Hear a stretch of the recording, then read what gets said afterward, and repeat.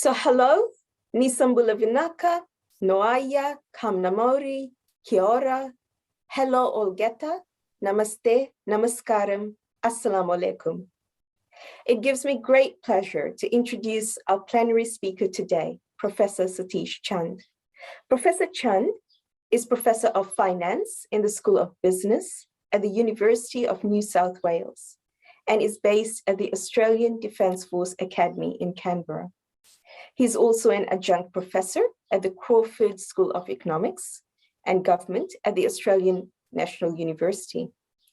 His research interests include labour migration, fragile states, and the challenges of development. For the past 5 years, Professor Chand has been researching the nexus between defence and development, drawing on the experiences of external peacekeeping in Bougainville, East Timor, Liberia, Mozambique, and the Solomon Islands. This research has ramifications for pacification strategies in fragile states. Professor Chand is going to address the second of the two themes that appear in our conference's name, that is the new indenture. Professor Chand, the floor is yours.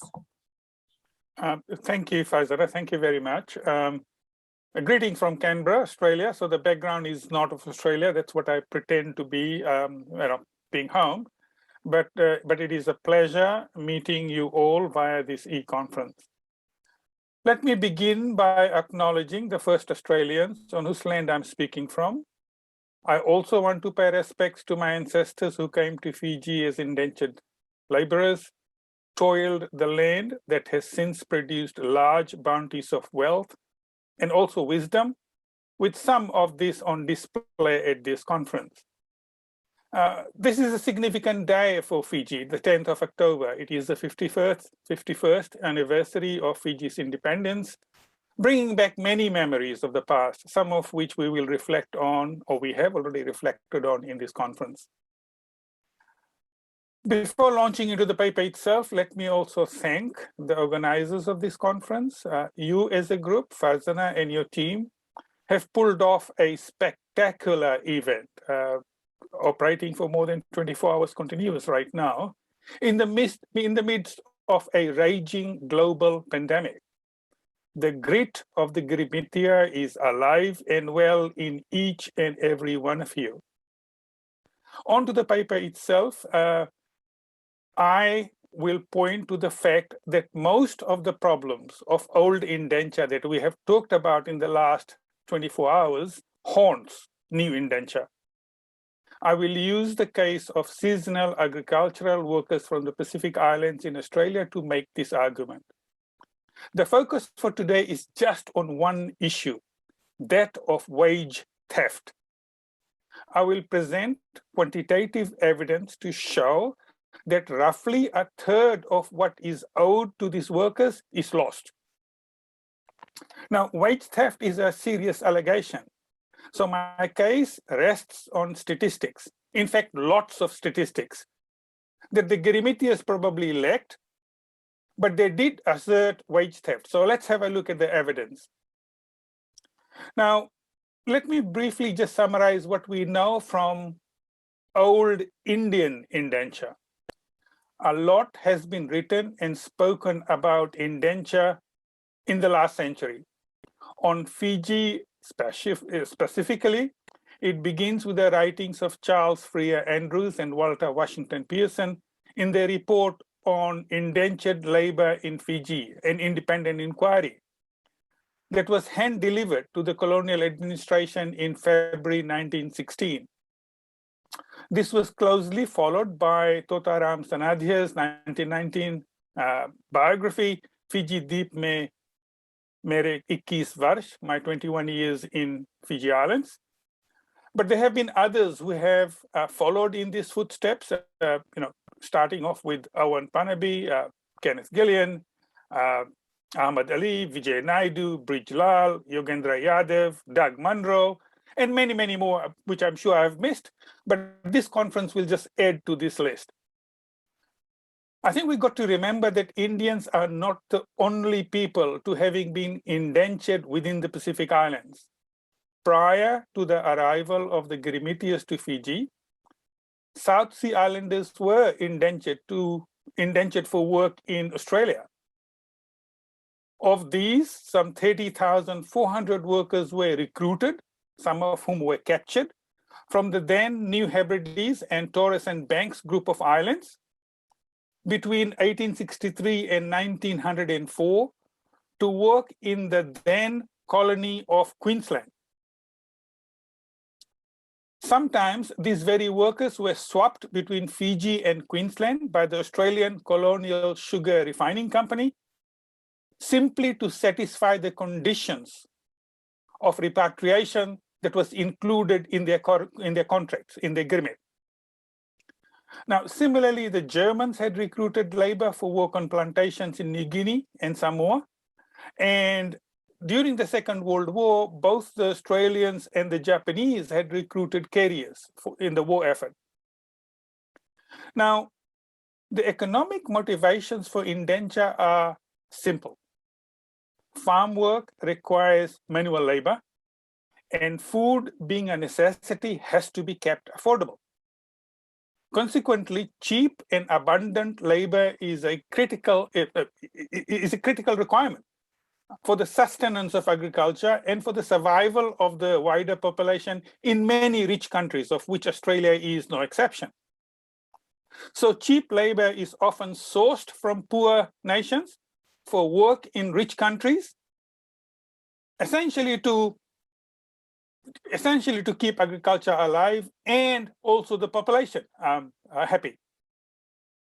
So whatever you had for breakfast this morning, if residing in Australia or New Zealand, is probably the product of some hard manual labor of a Pacific Islander.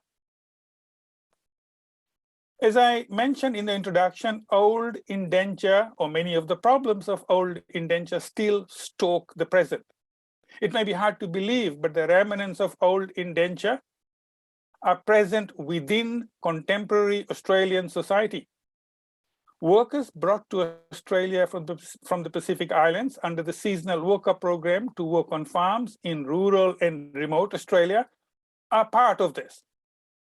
Grimit is gone, but the legacies of overtasking and underpayment lives on within this program.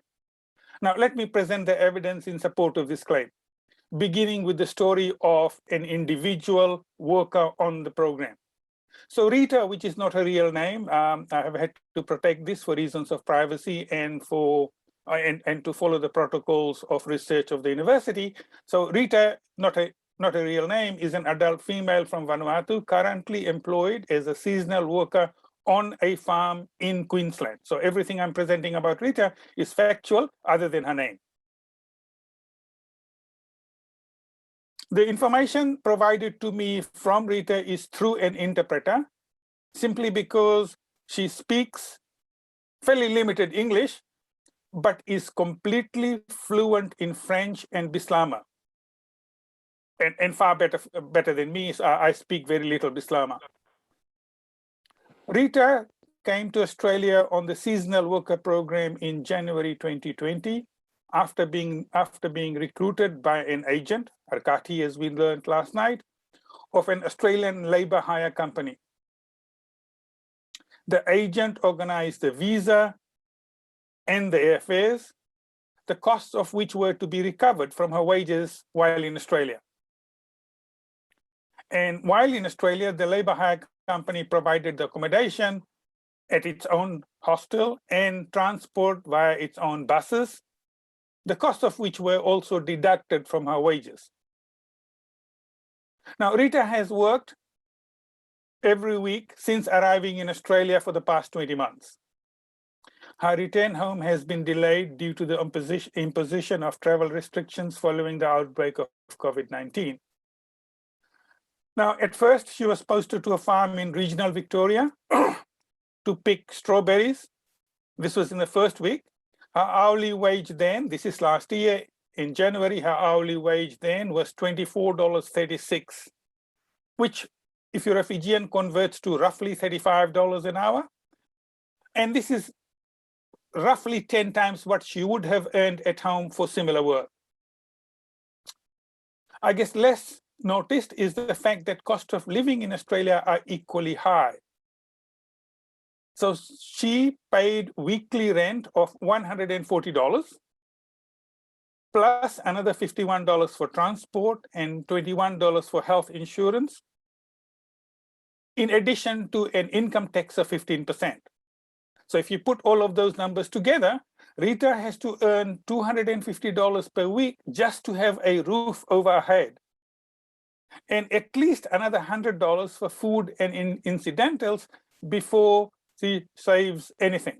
So $250 plus 100, that's $350.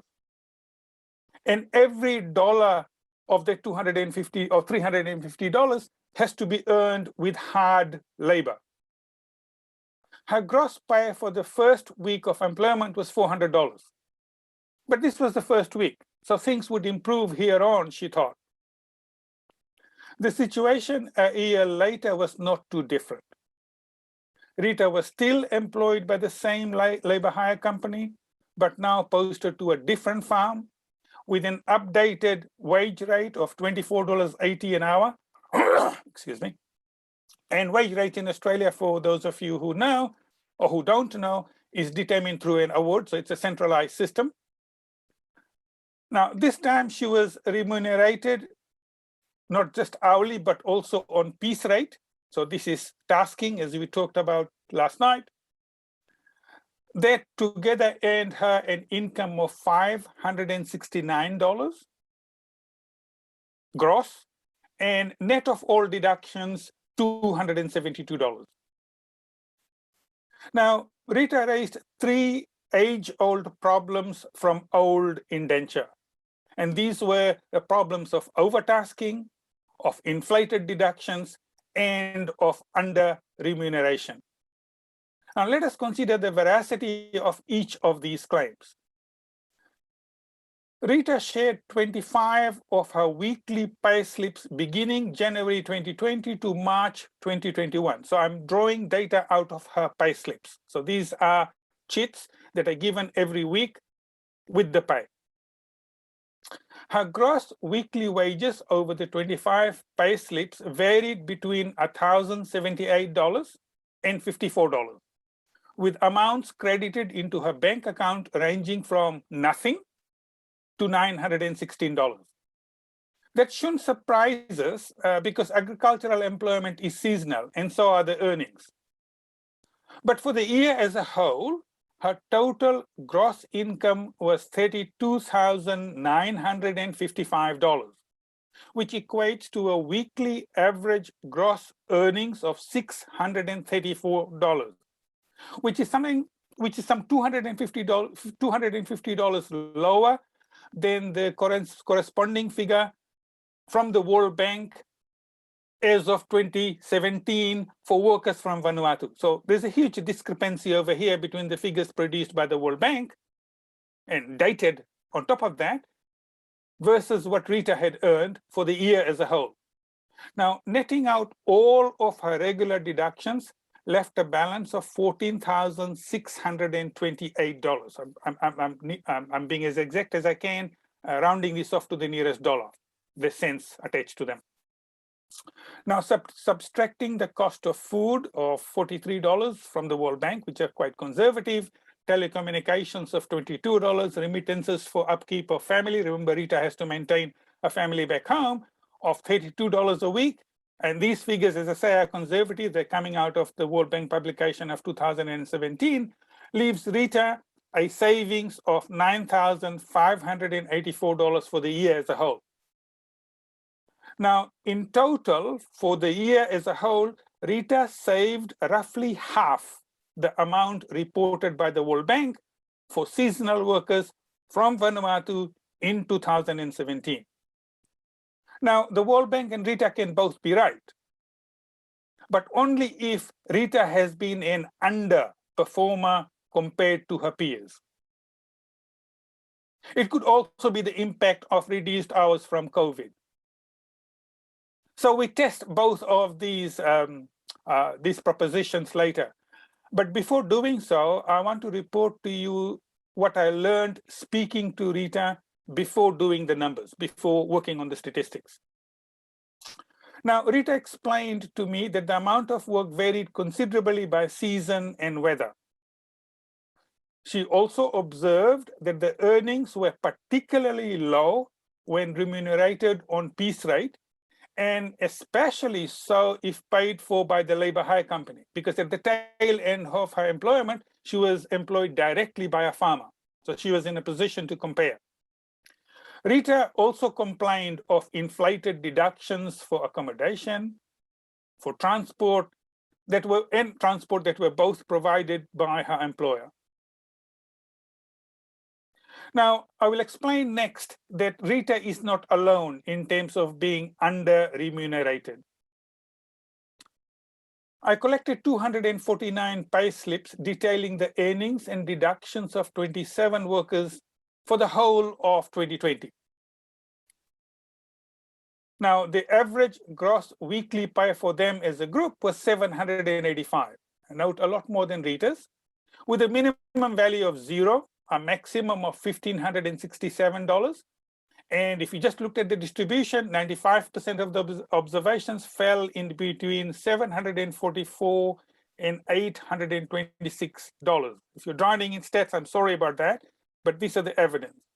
Similarly, the amount credited into the bank account of the worker per week ranged from $380 to $1,100, with a 95% confidence, 95% of the observations falling in between $347 and $414. Now, again, note, and we find this out from the pay slips, weekly earnings differ depending on whether workers are remunerated on hourly basis, on piece rate, or possibly when they're remunerated with a combination of the two.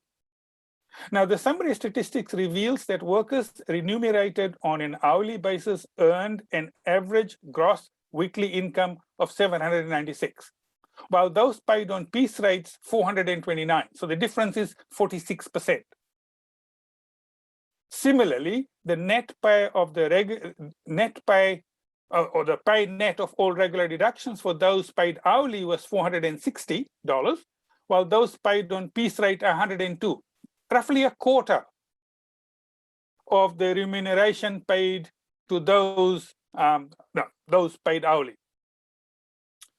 Furthermore, labor hire companies paid less than farmers when hiring directly. Those hired by farmers directly earned an average weekly gross remuneration of $901, while their counterparts employed through labor hire companies earned $705 or 22% less. So Rita was right about her about being under remunerated when paid on piece rate. Now, I try and estimate this more systematically using a fairly simple regression equation.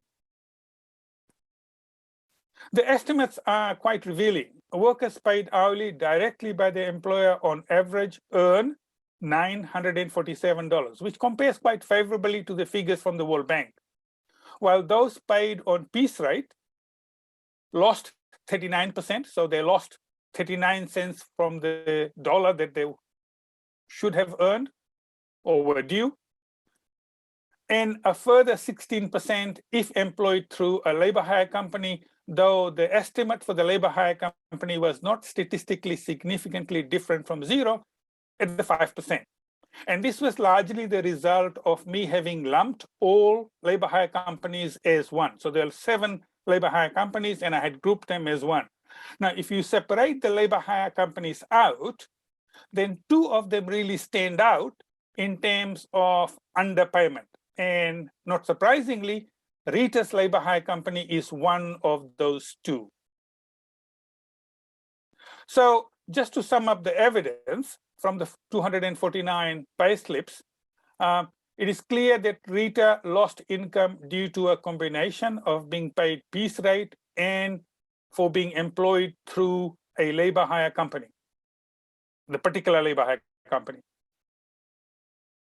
Otherwise, her remuneration was within the 95% confidence band when paid directly by the farmer. So you can't argue that she was an underperformer. And using the average weekly wage of $959 when paid hourly directly by the farmer results in Rita being shortchanged by $16,913 for the year, or roughly half of what she was actually paid. Now, the questions are, why do workers on the seasonal worker program suffer these penalties of under remuneration? I had put this question to a number of workers, and recall that wage theft was a big issue within old indenture. It still survives to now. And this is despite the many, many safeguards that are built within the seasonal worker program. So this is a well-designed program with safeguards put in place to protect the workers from exploitation. And in spite of the best efforts of the Australian government to prevent such abuses. So the Australian government puts in a lot of effort in making sure that these workers get their dues. Now, the workers themselves have told me that there are several reasons why they suffer in silence. And I'm just going to cover 3 of these in the interest of time. The first, workers are in Australia to work. They want to retain their jobs. And if they get fired, they not only lose their visa, because a condition of the visa is that they have to be employed.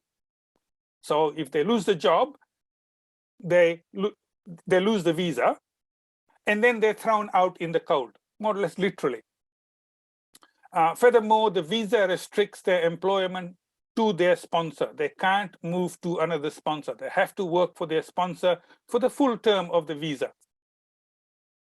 So that's my first reason. The second reason is that many of these workers want to secure a return visa, which depends solely on sponsorship. So if the sponsor comes back and supports the worker, they can come back, otherwise they stay away. Now, you might say, well, they're already being under-remunerated. Why would any one of them want to come back? And the reasons are fairly simple. Workers do want to come back simply for the fact that wages in Australia are really, really high compared to local wages. This large difference in wages, what in the literature is called a wage cliff, this large difference in wages provides the opportunity for the intermediaries to pilfer some of the profits from the workers.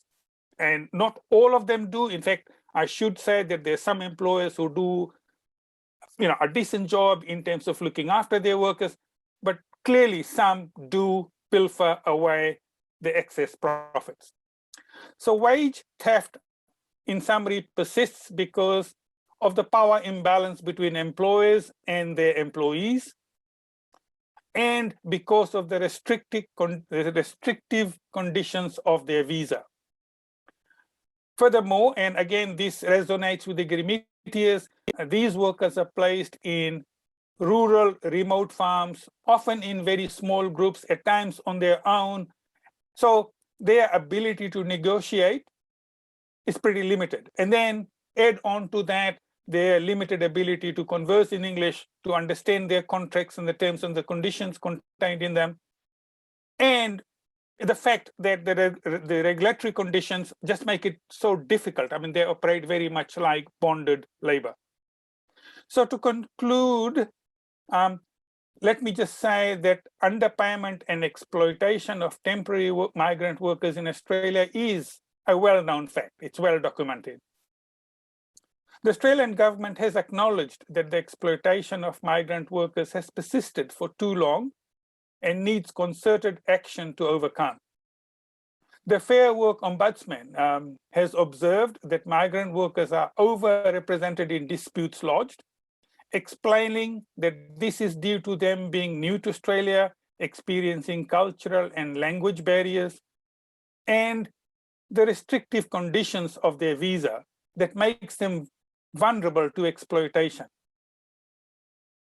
Let me emphasize that not all workers on the seasonal worker program suffer wage theft, but some clearly do.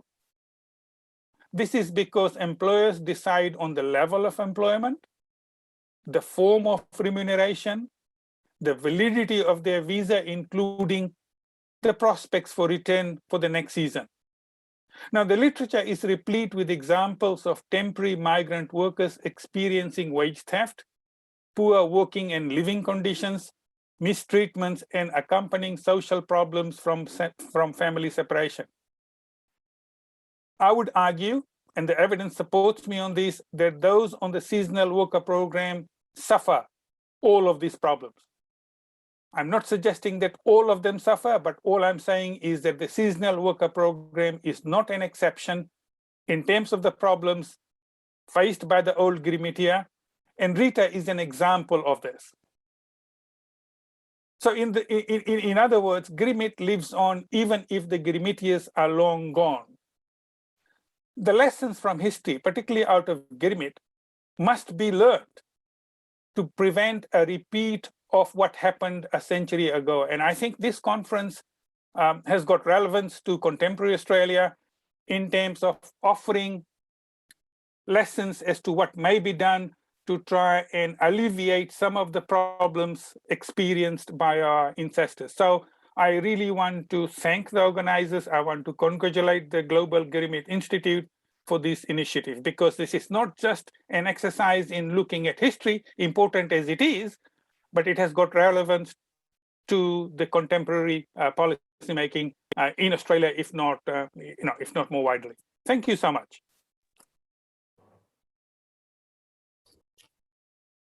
Thank you so much, Professor Chand. So I really like your statement. The grit of the Girimitia is alive and very well in all of us. And can I add, may it remain so in the next generation. Thank you. Professor Chand has excellently captured the relevance of old indenture for the new indenture processes that are occurring today. We can see parallels between what happened then and what is happening now. It is also important in this regard to acknowledge and relocate indenture within the other indentured processes that occurred within the Pacific and which have ramifications for the present-day descendants of these laborers. The use of a case study of a seasonal worker from Vanuatu brings into perspective the ramifications of labor and wage abuse for the people who work under such conditions and their dependents. We can see the parallels between hard labor, minimal wage, poor living conditions of the Girimitias and their dependents with the seasonal workers' plight today. Overtasking, inflated deductions, inadequate remunerations, wage theft, being tied to an employer who thus has a lot of power and control over the workers. The very same occurrences in indenture are still present today for our Pacific seasonal workers. And we wonder what intergenerational impacts this will have within our Pacific communities. As Professor Chand has rightly said, we must apply our knowledge from indenture to new indenture practices. So thank you, Professor Chand. I will open the floor to questions now.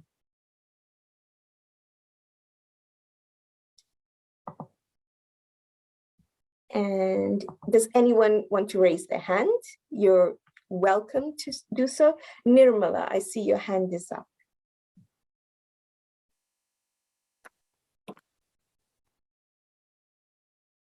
You'll have to unmute yourself, Nirmala. Do I start the video too? Yes. No. Yeah, okay. Part of my talk, which will be later, is looking into the coups and how, our youth are affected by the intergenerational changes that have taken place, and how they still feel the trauma of their ancestors through another medium while they've been displaced from Fiji to other parts of the world. So now, what is Professor Chand's view on that? Okay, thank you, Nirmala. Look, there are intergenerational consequences, which is a different part, a different paper of mine. As I say, I tried to restrict this one just to looking at wage theft. Mhm. Within, and I have written about this, within the seasonal worker program, the abuses that took place with women during Gerimet is still present in Australia. So there have been women who have gone back home, carrying the children, fathered by Australians. So now there is a generation growing up in Vanuatu where people are being born with fair skin, blonde hair, some even with blue eyes. And these I call Luveniali for those of you who understand Fijian. In fact, that's a swear. It sort of says these are children without fathers.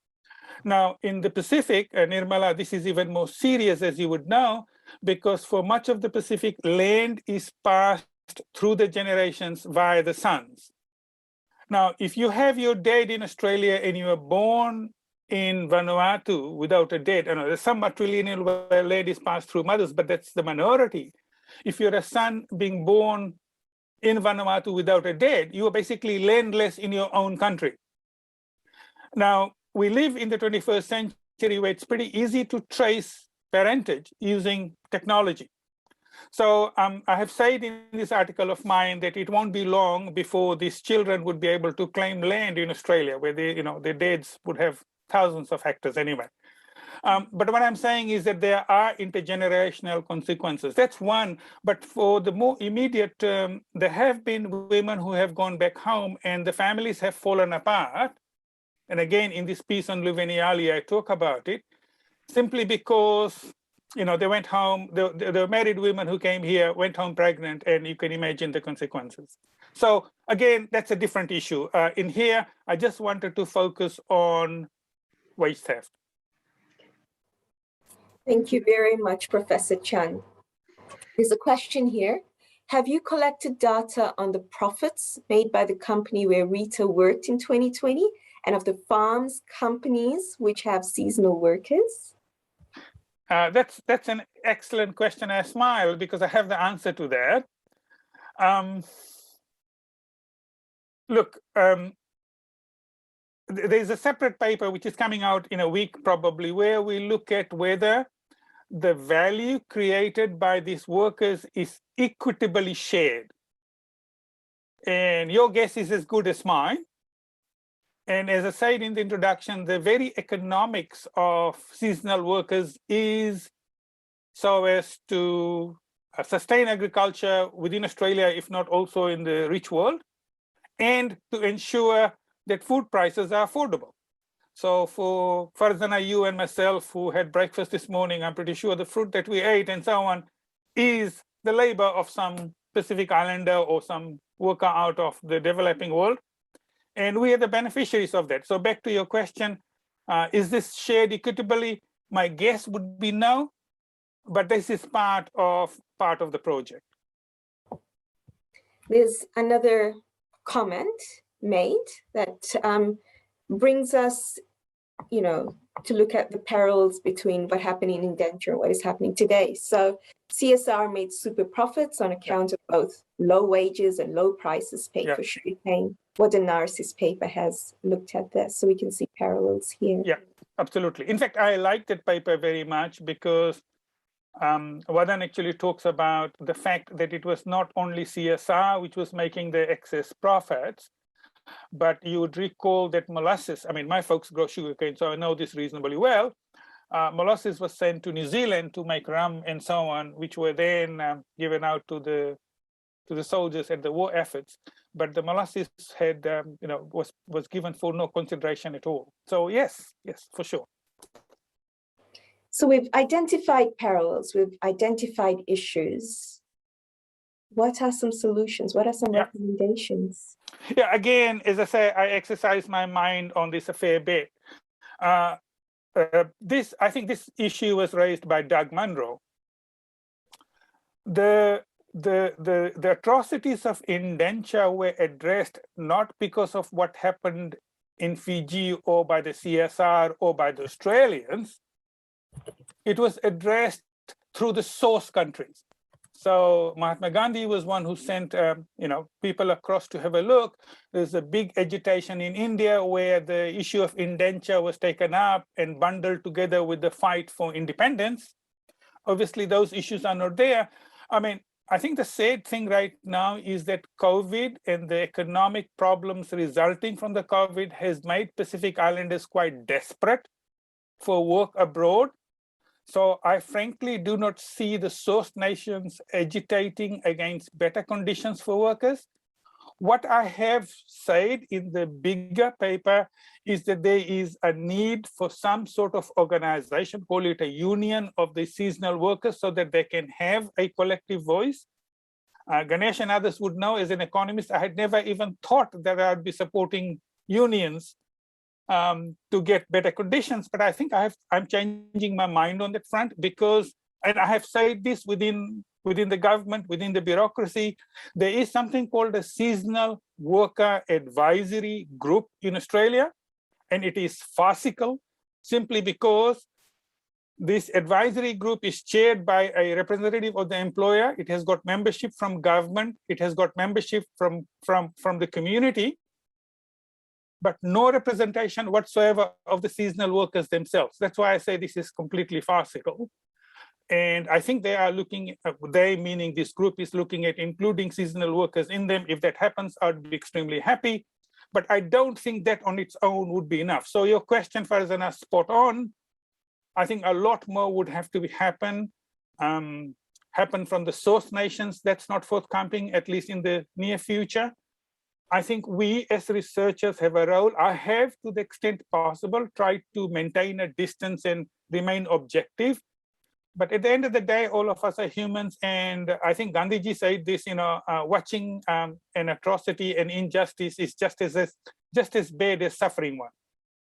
So at some stage, I think we have to take our hat off as, impartial, impassionate observers to actually voicing some of this. So one of the things I'm saying, Farzana, a long answer to your question is, I'm speaking to 2 seasonal workers, asking them to keep diary notes with a view to actually writing this later. So we heard about Bechu and Totaram Sanadhya, yes, last night, Australian time.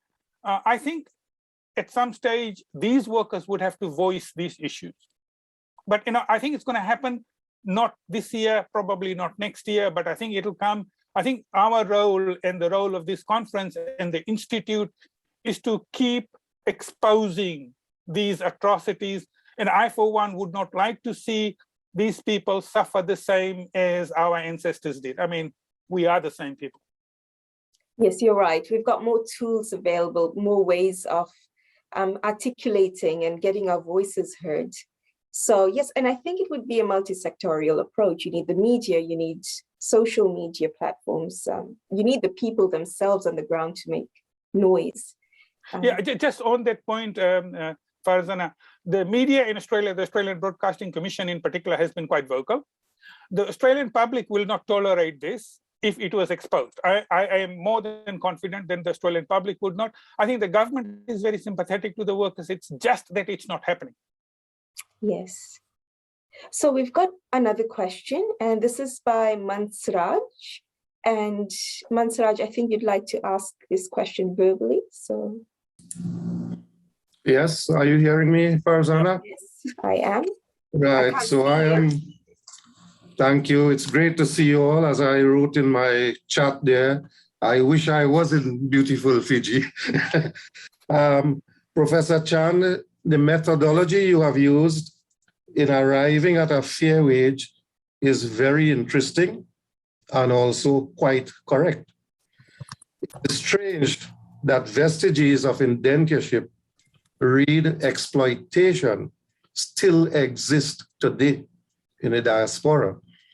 So I just want to comment that I'm thankful that I've heard from across the next end of the world something that is interesting, that makes sense. I was into HR myself in terms of wage negotiations and that kind of thing. So great work, Professor. Thank you very much. Thank you, Farzana, for entertaining my question. Thank you, Mansraj. And we're very fortunate that Doug Munro is with us, and Professor Satish Chand did mention Doug's work. So Doug, would you like to add any comments? Doug, you're on mute. Can you hear me now? Yep. Yes. Yes. Well, when I was when I was listening, I was struck by some of the similarities between modern day Australia and Fiji in the last quarter of the 19th century, right through to 1920. One of the things is that you were on $1 a day for men. If you didn't finish your task, often you didn't get paid for it at all. And although one of the protectors of labour was constantly encouraging the Gametias to take the employers to court, seldom did they receive a satisfactory outcome. And so there are just those little and not so little parallels that I was noting when I was listening to your talk. So, so what you're saying did not surprise me, and I really have to confess that I really haven't been following. I'm living in New Zealand, and I haven't been following what's going on with the seasonal workers. You know, apart from realizing in the news that the passport issue is, and with it, the ability to be employed is paramount. Yep.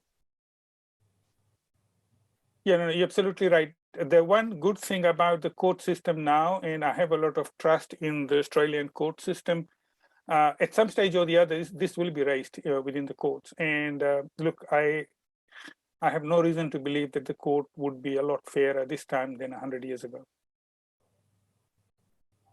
Well, we hope so. I'm just wondering, can you see me? Yes, Doug, we can see you. Oh, thank you. Does anyone else have any questions? I've got Asha Chand saying, an insightful presentation, Professor Chand. I'm with you in finding solutions towards changing this new government. Use of media to bring this to public attention will help. You know, in fact, Asha, thank you. We are doing this. I am in an extremely privileged position to be based in Canberra, to have the opportunity to talk to the bureaucrats and the politicians. I have had the opportunity to appear before the committees of both parliaments, the Joint Committee, and the university where I teach, UNSW, has been extremely supportive. My colleagues are saying that we should sort of raise this even with the opposition parties, so as to raise this issue higher up. But all I can say is that I have always had a very sympathetic ear to all of these issues that I have been raising. The issue of wage theft and the calculations I have just shown you is fairly recent, so I haven't had the opportunity to take this to the authorities, but I will. And as I say, in Canberra, we are in a lockdown right now, so that prevents me from traveling.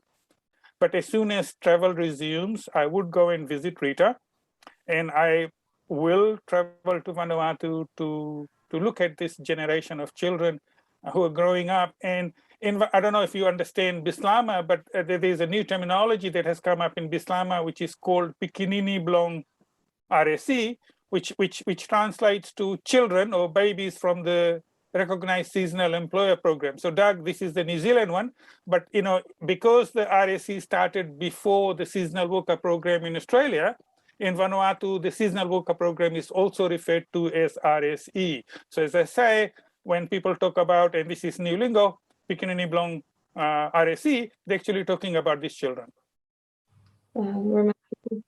Asha, you've got your hand up. Yeah. You have a question. Thanks, Farzana, and thank you, Professor Chand, for such a great presentation. Look, I'm sort of more interested in the social consequences of this.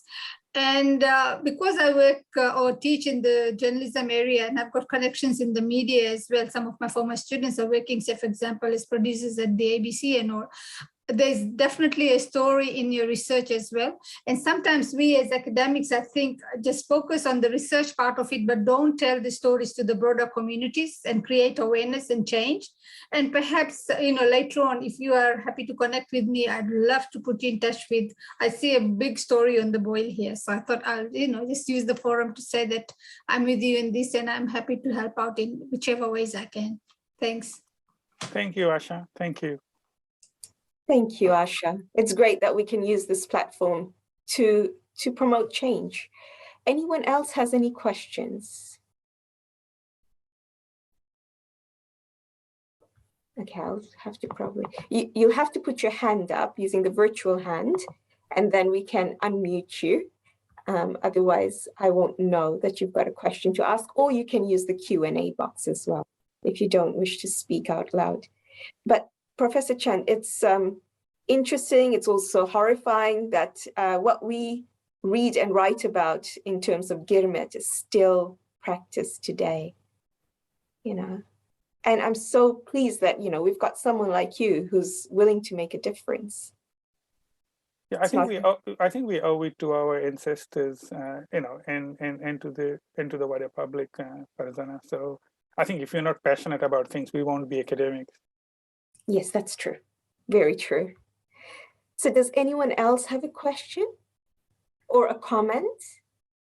You don't just have to ask questions. If you've got any comments that you'd like to add to what's been said already, we'll give you the opportunity. I'm just trying to go through everyone's names here and check. There is a comment here. The general sense one gets from literature is that the Girmitias were generally landless, jobless, or in trouble. Any similar research and background of seasonal workers? There has been work done on the background in terms of the education.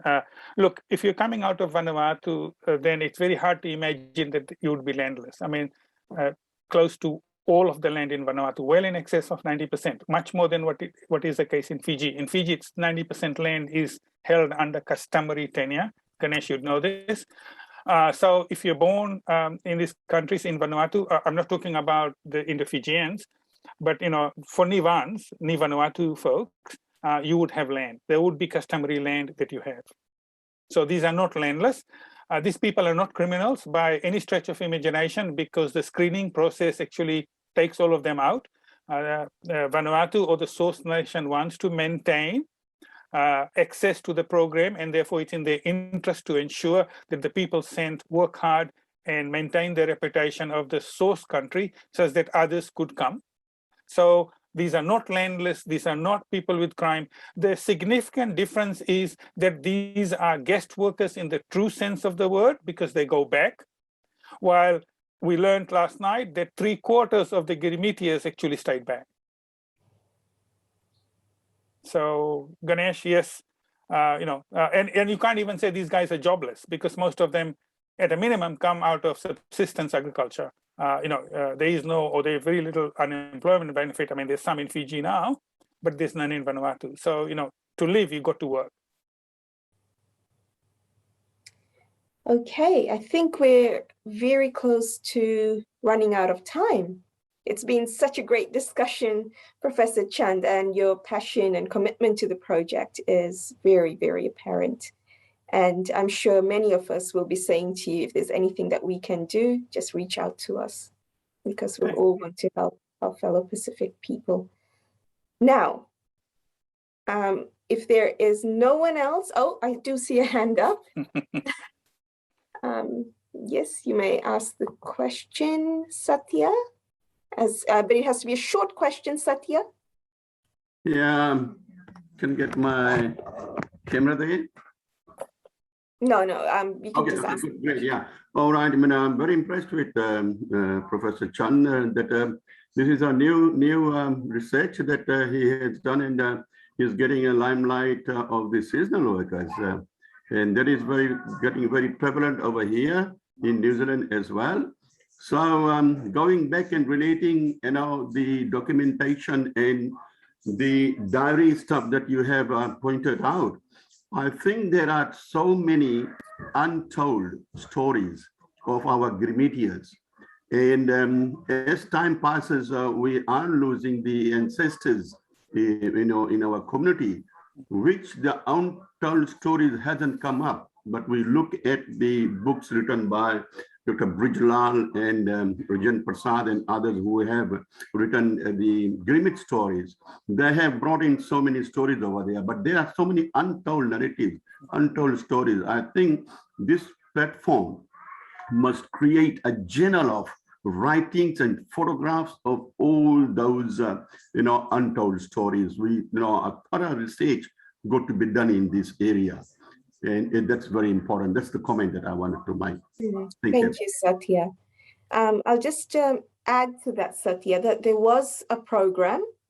It was from the 1970s to 1980s. It was called Girmit Gata. I don't know if people from Fiji would remember this program. It was on Radio Fiji 2.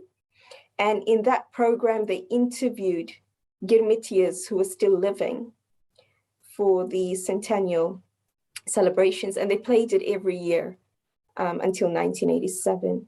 I've gone back to Fiji, to the radio station that has replaced Radio Fiji 2, and I've asked, and no one seems to know anything about it. I've got some of those recordings because I used that for my PhD. So I know it existed. I do have evidence, but unfortunately, when I go to Fiji and I ask, the people in authority don't seem to know anything about it. That's a huge loss of Fiji's history, Pacific history, international history.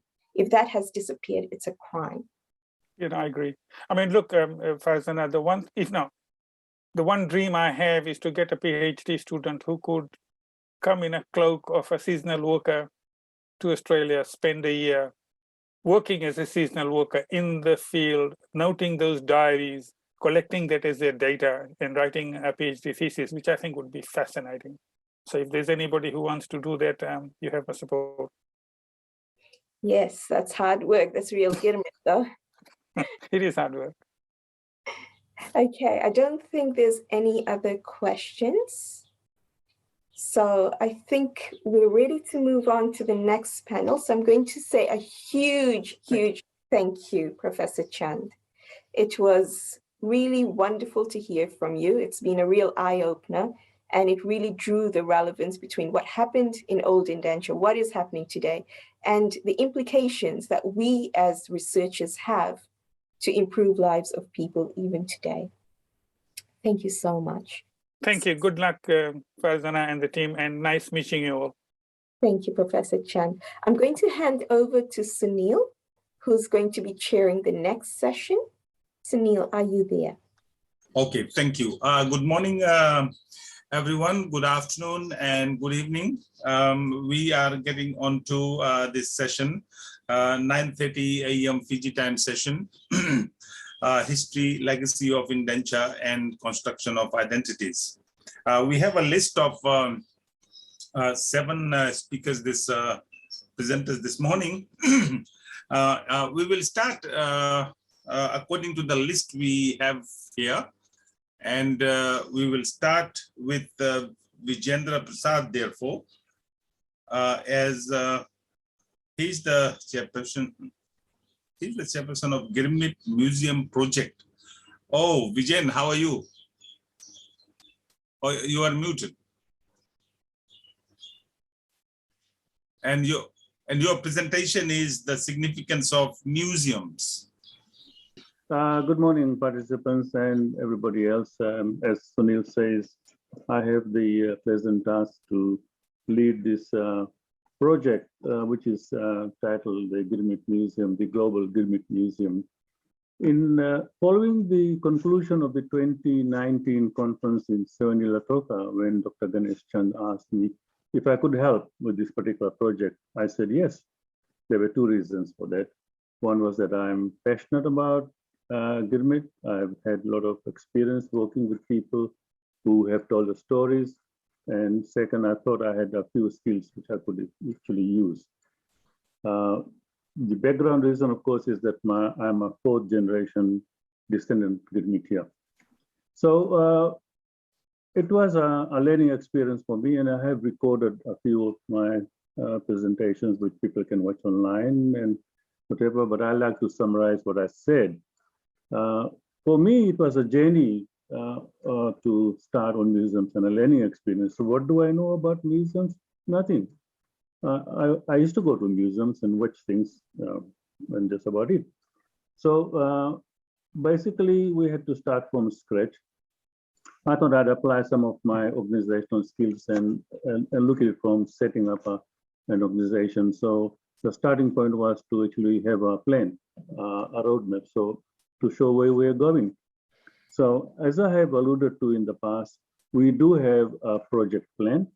It was written in some detail. It is subject to a lot of suggestions. And as you heard yesterday from our patron of the museum, say,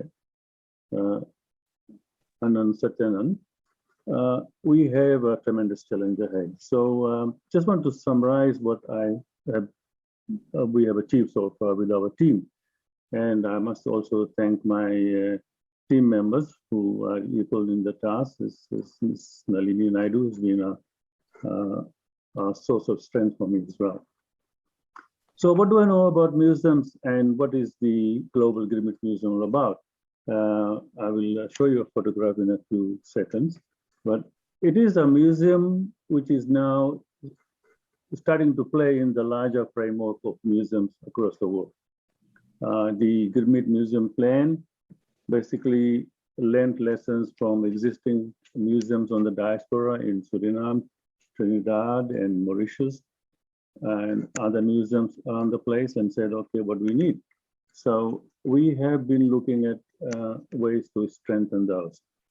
For me, there are academic definitions of museum, but for me, a museum is something which a person makes of it. I take my own example of it. I can go to a museum, spend my day or afternoon getting bored or getting excited. But I think the bottom line is we need, as a museum, to initiate some excitement. We need the imagination to grow. And I think previous speakers have touched on this, and Farzana just mentioned stories to be told. So the museum is going to be one where stories of the Grimmett are going to be told. I think we can safely conclude from what others have written about museums that the proposed, I stand corrected, it is no longer proposed, it exists. The Global Grimmett Museum is alive. It is actually in a place where I'll show you a photograph soon. It is one of, I might say, a historical museum. It hopes to capture events, stories, good, bad, about what happened in those times. It hopes to tell a story so that the future is determined on the basis of what we experienced in the past. It was interesting to hear Professor Chan say that we still are experiencing the conditions of Grimmett. So the past is still determining to some extent our future. So just to go back a little, as a saying that Anand Satyanan has taken up the role to take us forward as our patron. And he, in his keynote address yesterday, did set some benchmarks for us to complete. I think I'm very excited about his 6-step approach and his 4 verbs that he talked about.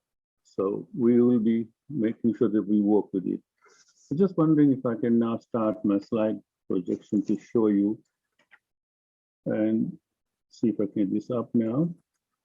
Okay, so what you can see now is a picture of a building, and this is a building that actually is in Semenila Toka. It is has been given to us for use by a very respectable and generous person, Mr. Hridesh Sharma. This building actually houses our library, and the grounds around it at the moment can house the collections when they start. And I think Nalini will talk about that a little bit more. As it's a good start. The museum exists. Where it will go in future is something that we can talk about and determine as we go. I have, as I said, in the team helping me is Nalini and Nirmala and Asha. And they, at the moment, form the core of our advice. We talked about a Gurmit plan, and the Gurmit plan exists, and we can see that in our website. But more importantly, I think we have a milestone in terms of having a patron. So what do we have so far? We have a building, a space, ground, and a shop front. The building houses the library. It will soon have a collection, both stored internally and externally. We have support staff in form of people who have volunteered and are helping. We have a network of advisors, and this is something that Anand has also spoken about. This network of advisors are people that when we started developing the Gurmit plan, the museum plan, the plan was sent to a number of these people and they have helped. We have international links with museums in other diaspora countries, and we have links with universities. I think Professor Chand just spoke about somebody doing a PhD in Vanuatu. Somebody from BHU University in Banaras is also interested in doing a PhD on Gurmit, and this is something we're talking about at the moment. The last point is a working relationship with Fiji Museum and Fiji Gurmit Center. I think I put the spelling wrong. And it's something we're working on now. So what do we hope to have in the museum? I have, as a headline said, museums tell a story and invoke imagination. I did ask a question some time ago. I said, what were our experiences in visiting museums and learning from them? Museums in the past have been a place where people go and look at things which are not alive anymore, so to speak. My own experiences of museum was, I had a lot of imagination inspired by a movie. I don't know whether you guys saw that or not, but it was one that says A Night at the Museum, and I still have vivid imaginations of what happened in that museum. Everybody came to life. So this is one of the challenges that we want in our own museum to have. So we just said that the museums are important to future as to museums, and I think a number of us are hearing stories about it. I won't read the list down the line, but there's few things that are there that I think we can add to. Please visit our globalgurmitinstitute.org for more information on this. And I do have a picture to show you. And it's not there anymore.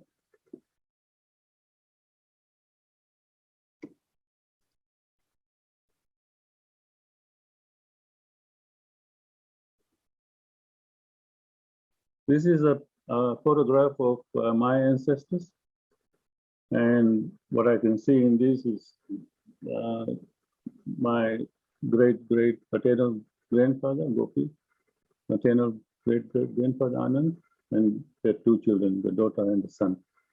So I salute these people, and I think I want to be able to tell a story like everybody else from a museum perspective. So there we are, Farzana, and thank you for looking at this. I'll just go back to the screen. So I basically have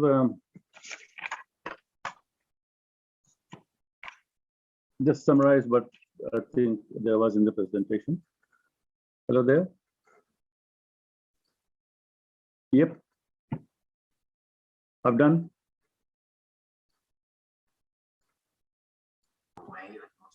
Thank you very much, Vijendra.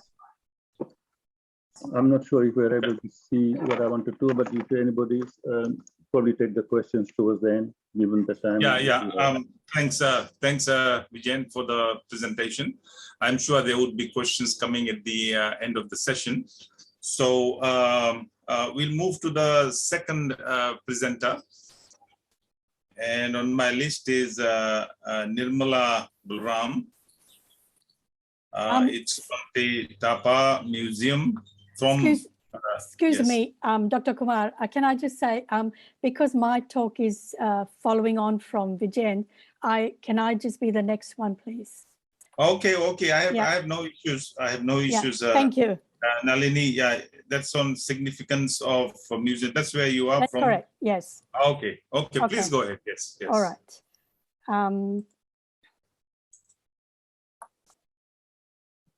Right. Namaskar.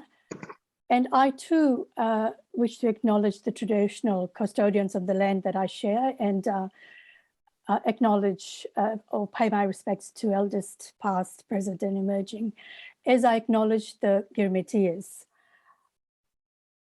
I am Sydney-based and a vice chair of the Girmit Museum project. An ambitious project, but you have to start somewhere.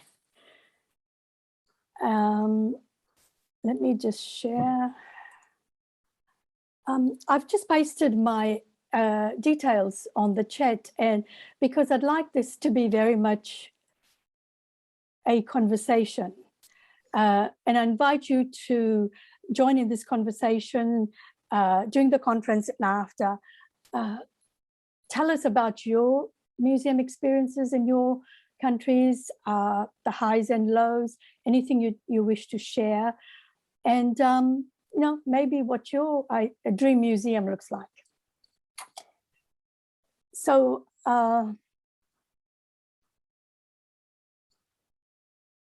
the two topics that I'll be covering on the significance of museums are the collections development policy and the library resource center.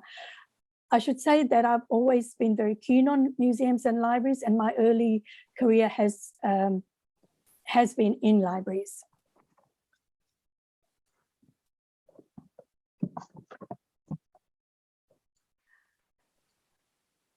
So Girmit Museum as cultural custodianship will be a source of knowledge, ideas, stories, and memories to inspire, educate, and inform the community and visitors to contribute to the preservation of Girmitiya history. And when I talk about the Girmit Museum, very much I'm talking about both the physical and online presence. And I will echo Sir Anand Satyanand's keynote address yesterday morning, where he talked about possibilities. And yes, definitely there are possibilities. With online, as we know, very sustainable and absolutely accessible globally and 24/7. So both these platforms are significant.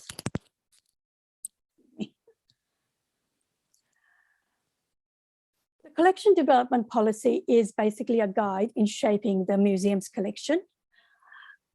The purpose being that it is a guide to museum practice, best practice. It is provides information for donors, so they know what is going to happen with their artifacts. And it is a public document which is saved in the GGI site. It is a work in progress. First area I'll talk about are the acquisition criteria and themes, which are basically the parameters in the museum's collecting activities.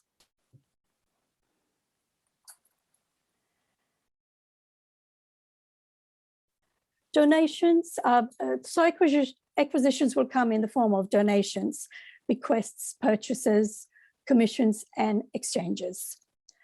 We talk about the provenance artifacts, very important, as the stories about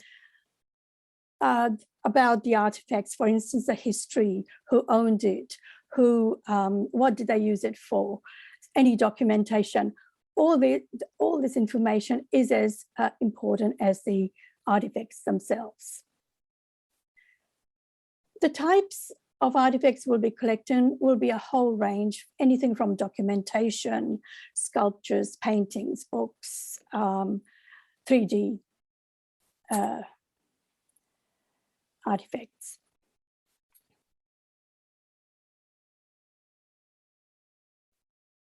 Criteria, so relevance, how is this relevance to the history, significance in relation to the purpose of the museum? Is this a rare object? Will it incur a cost? Condition of the artifact, is this, will it need any restoration, for instance? And in storage, is it going to be adequately stored in the museum? Will it require customized cabinets? Will it hang on the wall? Okay,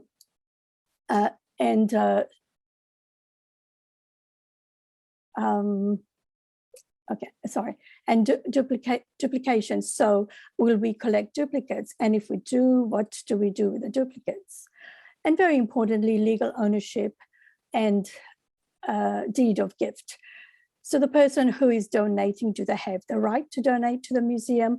They will need to be signing a deed of gift to that effect. Many themes will be covered, such as journey and settlement, the journey on the ships where in Fiji people settled, the people and their families, any special occasions that they celebrated, farming and farming implements, food and cooking. So how did people improvise on produce and ingredients that they were used to but were unable to obtain in Fiji?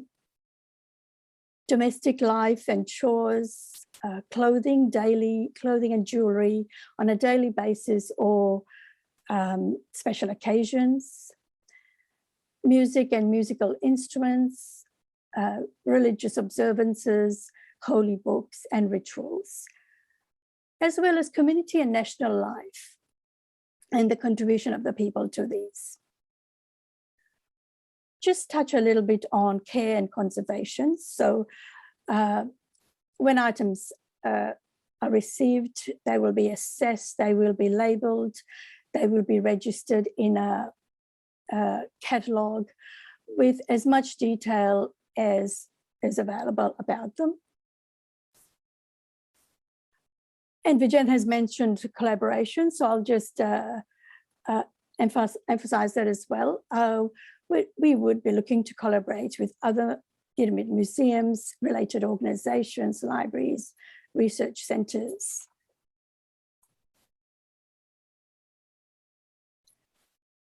The second part, dealing with the library resource center, so calling it a resource center because it's not the traditional libraries with simply print materials. Obviously, the library very much focused on community needs and having a wide range of resources. Currently, there's about 1,000 items in the Bridge and Padma Lal library, and there's an equal number to come. The library has been operational pre-COVID, and students have been there for research and study. I understand there's been some tutorial services provided for the students, as well as services provided for seniors, such as the use of mobile phones. Library can be seen as a source of community information. So certainly in times of COVID, being able to provide that sort of information, and a lot of events such as poetry readings and author events on a regular basis. The research part, we would like to see a multimedia section. There are some local filmmakers, so it would be very good to have all that sort of material managed here, number of electronic resources, and also virtual histories and exhibitions could be done through the library.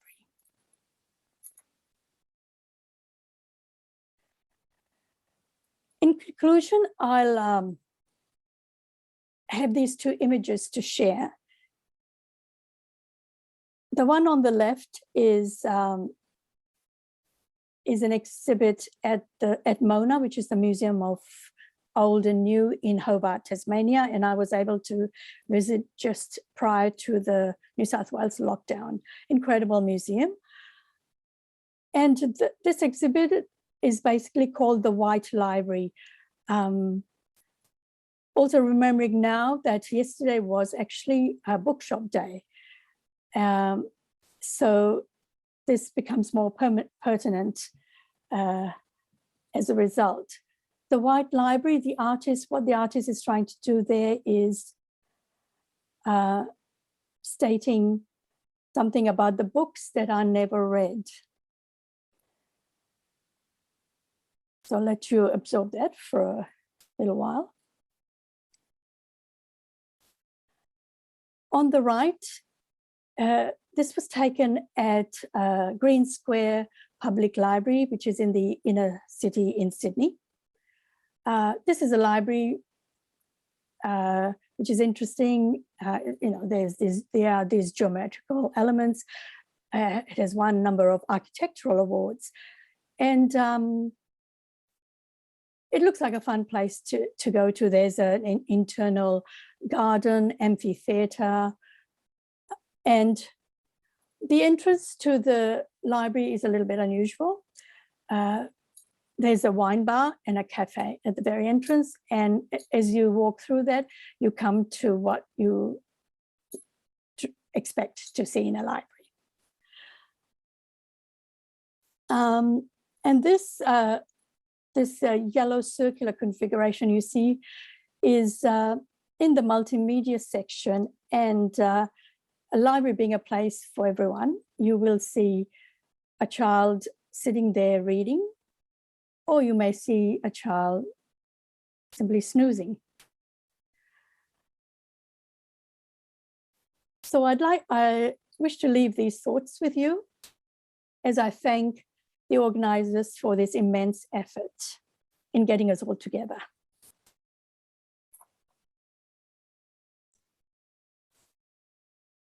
Yeah, thank you, Nalini, for your fascinating presentation. We will surely have questions about all this at the end. So please stay put. We will move on to the other presentations, and then at the end we will come to the questions and answers. Nirmala, Balram, are you around? Te Papa Museum, Wellington, New Zealand. Yes. And your presentation title is Valuing the Past for the Present and the Future, a Museum for Girmitias of Fiji. Please go ahead. You have 20 minutes from now. Namaste to everybody, because I'm of Indian origin. Kia ora koutou, because I live in New Zealand. Nisambula Vinaka, because I come from Fiji, was born there. And happy Navratri to everyone, because everyone who's celebrating it. The color today is orange. Can everybody see me? Hello? Yes. Yes, yes, very clearly. Yes, yes. Okay. Yeah. Okay. Now, how exciting and fulfilling it will be to have a museum and research center dedicated and honoring our ancestors. We carry their DNA into the future. I have the honor to speak here today for two main reasons. First of all, I'm a Girimitia descendant, very proud, and I have worked in museums for over 25 years. So museum is in my blood, and I'm going to do things that may actually be a bit crazy anyway. Today, I'd like to take you on a journey to fill an empty vessel, and I call that the museum. I start off by showing you a vessel that I have from my grandnanny, and I'm hoping by the end of it, we will be all sitting comfortably on a chatai or lying down on a pile under a mango tree and with a piala of chai to top it all. Now, Vijendra talks about the night at the museum, and I actually have never watched the movie because I have that fear of being in the museum on my own at night in the evening, and whatever I'm told about happens in that movie will start happening. So I've never watched it, but it sounds very interesting. Now, what I've learned while working for 25 years at museums is that at the end of the day, anything that we put in museums is about its value. Then it gives it significance. And then, of course, we start taking care of it. As a conservator, I do. But I'm very much interested in the philosophy of museums. I'm also interested in how we go about it in a collective way, as a community, as people who are different from anybody else in the rest of the world. My learning a lot has come from the Maori world. And at Tipapa, we have what we call biculturalism. We celebrate biculturalism, and every work we do has two sides to it, the Maori side, the indigenous side to it, and then the rest of us. So learned about values. Values about preserving the past for the future and, of course, for the present. We always keep thinking about the future, and yet there's so much that learning to be done or explained to the present, because the present will help the future. When I talk about museums, I'm just adding on a few things that Nalini and Vijendra already said, but on top of that, when an object, like for example, I have a batti, again, a family heirloom that tells a lot of stories for me. Now that batti in my home sits on my mantle, but as soon as I give it to a museum, it gains a different status. It requires a different kind of care. Its value rises in the sense that it is now not just mine personally, but it is for the community and the world to view and learn from and enjoy. And remember their own stories, connect with their own stories. So the value of an object as it enters a museum changes, and it's not just historical, but there's many different values that museums carry. And for that object, in particular, my batti, let's say, it has got historical value because it's old and it has a story where it was bought, etc. It has a cultural value because it was part of those days that people actually use that for lighting. So it gives this light and enlightenment kind of almost. And again, with that enlightenment comes spiritual, sentimental value for me and my family. And then, of course, there's research value. Anybody who wants to learn more about this kind of lights in context with the Giripities, it is available. Now, there is possibly a monetary value for insurance purposes. I have insured it, but generally, a lot of the objects in the museum do not have that kind of monetary values as a high value Van Gogh or something like that. So values to me is the beginning, is the core of museum collections. Now, when I talk about values, I talk about two types of values that museums carry. One is institutional value, and then the other is the value that an object holds. So you'll find that I'm using terms, more museology terms, because that's what I do every day. When you talk about institutional values, I think Vijendra has talked of the mission and the vision and all those statements. I would like to talk about values and the institution would hold. And institution values would be very different from the values that are actually found in objects. Some of the values that I've thought about, and what I would emphasize is that we use our own language to to define these values, to make it personal, to make it applicable to us. And that's what we, again, I would say, I learned from the Maori word. And it means share, like for example, sharing knowledge, Gyan Batna, simple as that.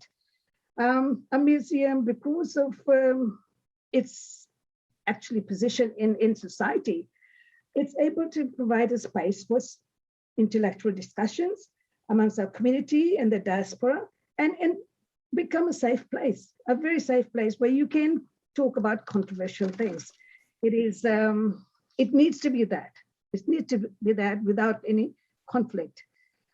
I don't have a name for that particular statement, but we can all look for it together. A guardian, a rakshak, and that's where the care of collections and the building itself. I just noticed the building that's Nalini, Vijendra showed. And in that I know that building, I've been in there. It used to belong to a family, the Sharma family, who are family to me. And and instantly I started thinking of what is wrong, how do we turn it into a museum? And it excited me a lot that I saw things that I'll mention later, but it's, yeah, can be done. And then the responsibility to the community. And I'm very, I mean, museums today are not show and tell places. Museums, we as museum people do not want to tell others stories. It is all about community, where the community stories are. And it's very important to remember that. And I call that Samaj Ke Jimwari. It can be changed and for better words, but anyway, it's something that I am very, very convinced that we should use our language. The Gilbert Museum should be welcoming, inspire, collaborate with communities to embrace their culture and heritage. And there's a lot that we can do in Fiji that will help raise the awareness of what we are about. And then there's going to be staff working at the museum. So it's very important to have good relationships within and outside, work with colleagues, respecting each other's expertise and integrity. And I called it Sahakari Serista. I don't know whether that's the best I can do, but with help, we can improve. I feel that valuing the past for the present, it creates significance. And significance is not just a term that's loosely used in the museum. In the museum world, some objects are more significant than others.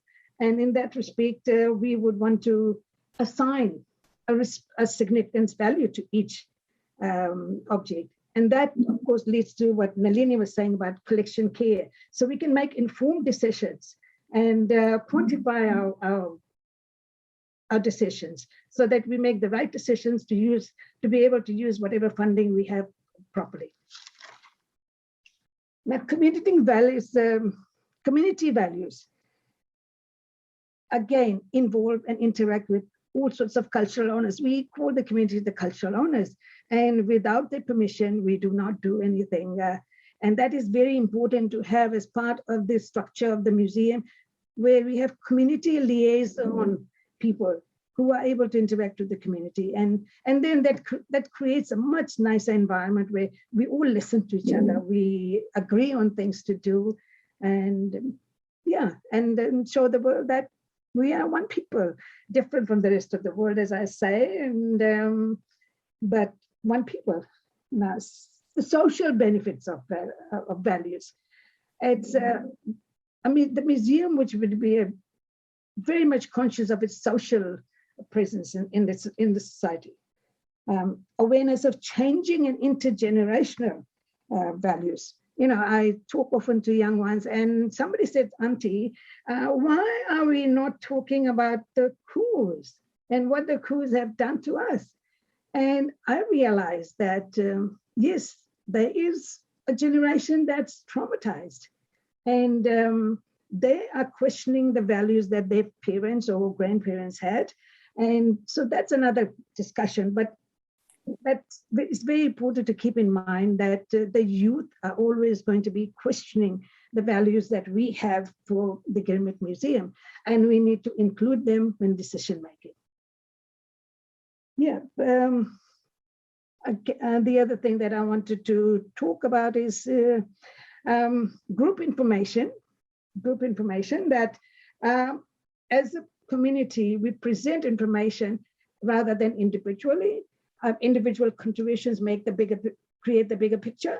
And so a holistic communal view of things would be very, very important, and also show that we know what we are talking about for the past, about the past for the future, and the present. The present is very important.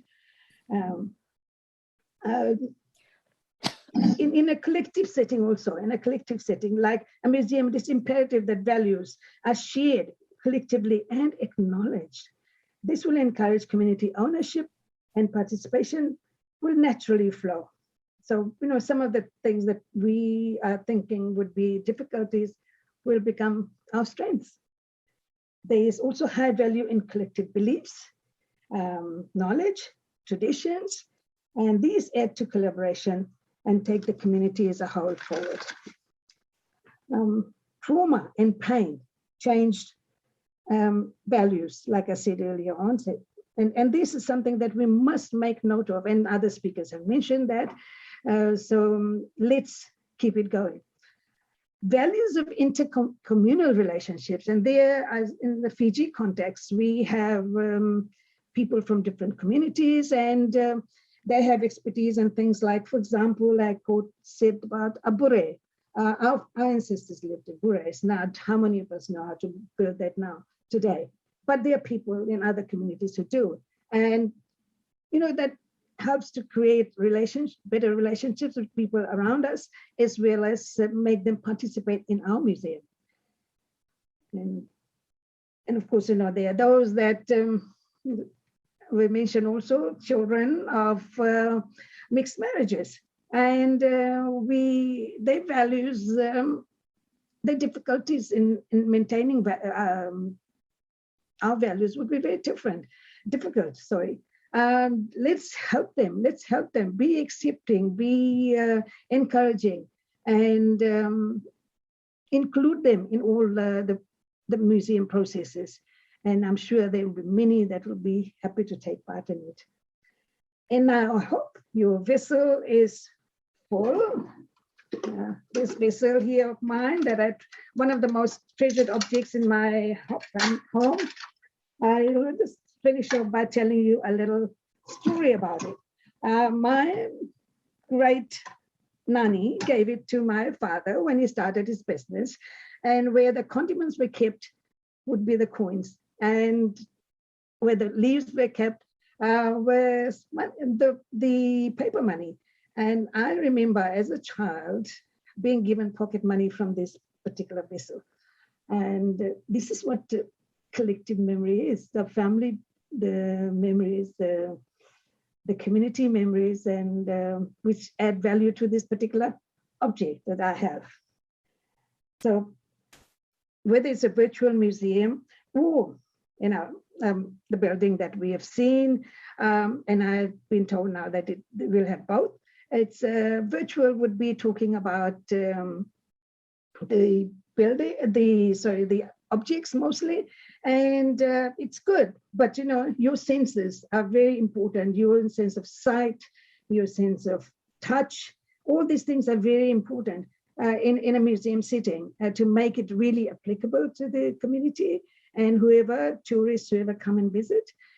In short, this is what I'd like to say, that it all starts with and ends with values. Thank you. Namaste.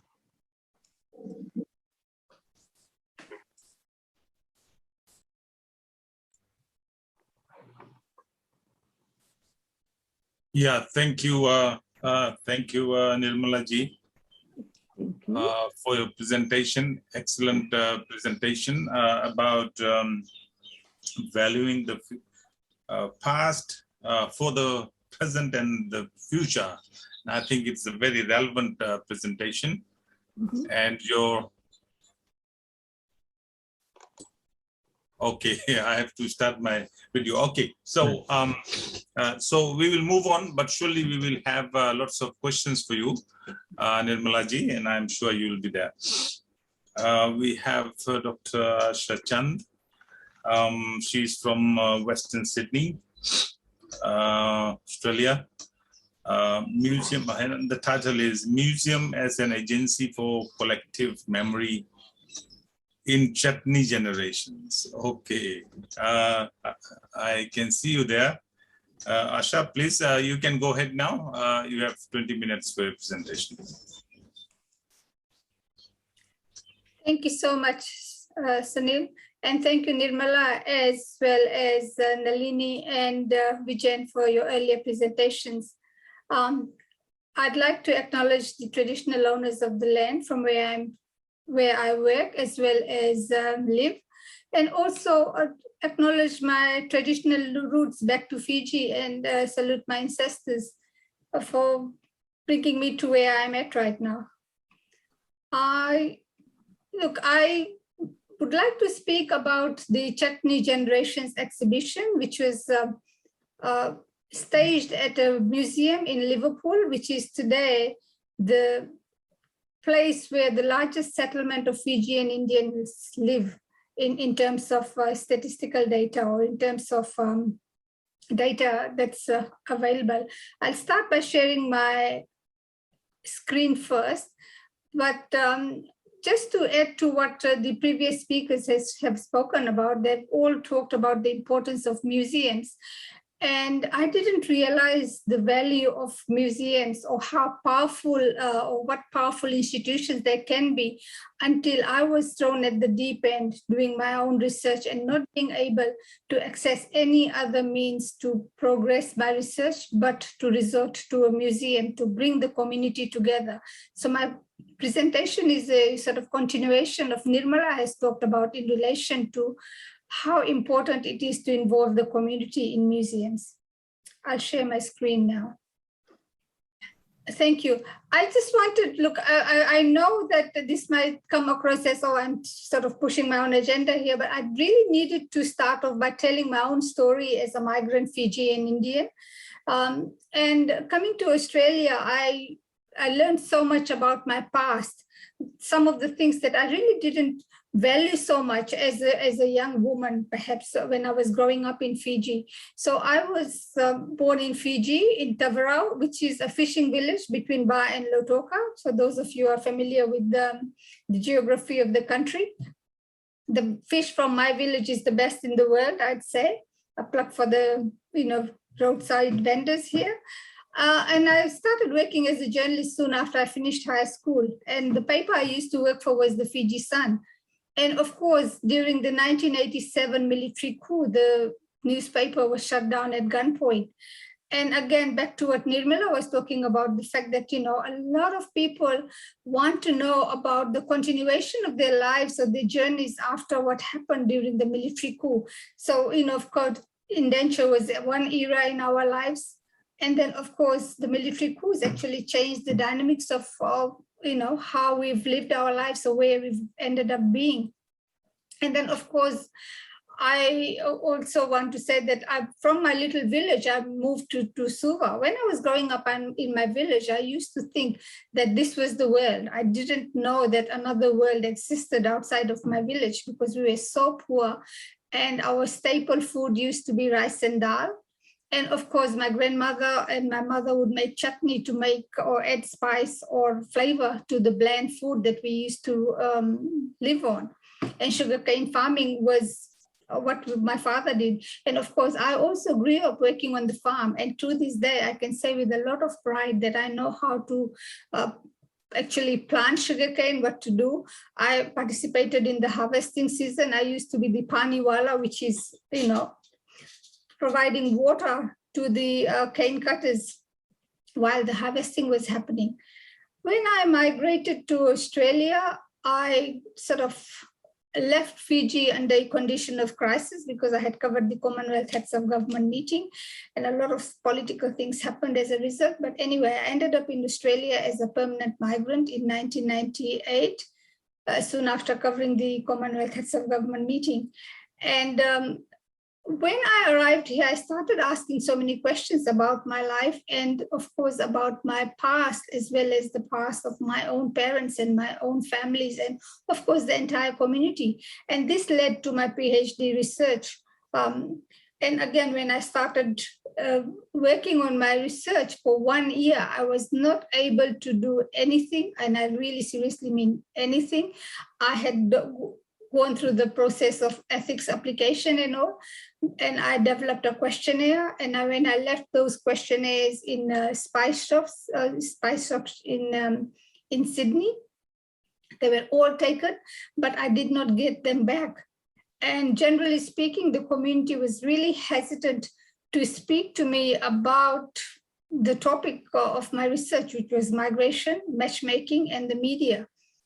And so I had to strategize and think up some new ideas to deal with the challenge.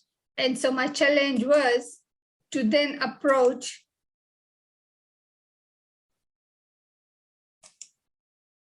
okay, someone is asking to remotely control my screen. That's okay. Yeah, so I ended up approaching the then Liverpool Museum in Sydney to stage a exhibition.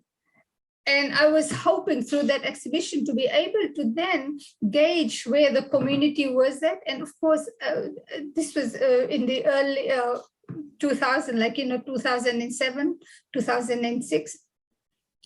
And the museum director, Ken Reuters, was really keen, and they really loved the idea. And so we started working together. And all the things that Nalini spoke about in her presentation in terms of really taking care of all the exhibit items, writing a plinth about it, writing a historical analysis of where the item came from, what was the story around it, all those things happened. And it was a lot of work, a lot of hard work. And I spent so many of my weekends doing all this work. But of course, I had a lot of support from the museum staff as well. So we curated this exhibition. I was one of the curators, and I called it the Chutney Generation. Little did I know then that this will end up being the title of my PhD a few years later. It was a 3-month exhibition, and it received extensive media because of how colorful it was. We had an opening ceremony, which was attended by a lot of people, and a lot of media coverage led to creating a lot more awareness. And at that time, as much as I had worked as a journalist and had traveled lots, around the world in terms of doing my work and all, but my knowledge was not developed at that stage. I didn't realize that there would be so many people coming from around the world to visit the exhibition and then write in a special book, which was kept as, I can't remember what to call it now because I'm not very familiar with the terms. But the visitors' book was signed by so many people, and people from around the world. And I was very impressed with especially the tourists who came in from London and from Britain, who talked about their experiences of seeing a live coverage of the history of Fiji and Indian migration. And then, of course, one of the things, one of the outcomes, immediate outcomes was like, I had put on display my father's cane knife. And earlier I told you the story of my own life growing up in Fiji. So for me, that is my very prized possession to this day. And one of my colleagues, who is a filmmaker, animation, she got very fascinated by what was on display and ended up doing a animation on my father's cane knife. And she won an international award at a French film festival. And then, of course, I wrote an academic paper on the exhibition later on. And then I developed the video narrative in 2019 for a Research Week exhibition for my university. And then in 2020, or actually in 2019, a Fijian Indian student living and working in the UK approached me, Shivanjani Lal, and she said, Asha, I read about your exhibition. I'm really keen to do my own exhibition at the museum, which today is the Kasula Powerhouse Art Center. And I said, okay, I'm very happy to help you. So she came along and ended up doing an exhibition titled Bittersweet. And I'm sure there are so many academics who would be aware of Professor Brijlal's book titled Bittersweet. But it was a bit late when she came to me. She had already decided on the title of her exhibition, and I participated in her exhibition. She's currently finishing off her master's at the Goldsmith University in the UK, and is really keen to, again, do a PhD. And then, of course, today I'm speaking to you about that exhibition. And then later on this month, I'll be speaking at the University of Sussex in the UK about chutney as, the part of food journeys. So I want to say that, look, such opportunities to place things in exhibitions or in a museum can lead to so many other things and so many other ways of interpreting, so many other ways of researching and learning and growing and understanding history, and of course understanding our present, and of course look at possibilities that Nalini also spoke about in terms of possibilities for the future. So I'm really, really thankful to the organizers of this conference, and of course, all the people who are behind setting up this museum to really create a resource that will live forever and ever. I just wanted to move on and look, when you see some of these pictures that are on screen right now, the one on the left with the sugarcane basically as a background, these were real sugarcane plants that we brought in from someone of Vietnamese background living in Sydney, and they were able to share that. And then, of course, around that, we created the reality of the indentured laborers' life then, which was basically at the end of the hard day's work, they would come and play music and also all the musical instruments. And these were collections of Fijian Indian families living in Australia. They still have it. And, the pal that was on display is, again, from my own collection. I brought a pal, which is more like a mat made out of sugarcane bags. And that's very important. It has a special legacy as well, and is very important to my own memory of my own childhood. But it's very significant to so many other Fijian Indian migrants living here. And then, of course, in the picture above is the stone chutney maker, which has its own story. And we involved the youth as well. Look, there's the photo of young girls dancing away. And Bollywood plays such a significant role in the lives of Fijian Indians, and of course, the Indian diaspora generally. And of course, the Westerners are really catching up onto Bollywood really in a fast way as well. So there was a lot of opportunity for everyone to participate and learn from that exhibition. And of course, you have the photo of the women making chutney. Baking chutney was part of the whole exhibition as well.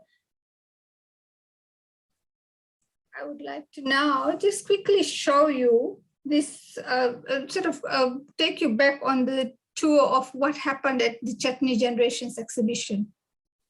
Okay, thanks, Asha. I think we will probably have it at the end, if we can resolve the technical issue, and we will proceed with the other presentations, and we can have the video at the end. Is that all right?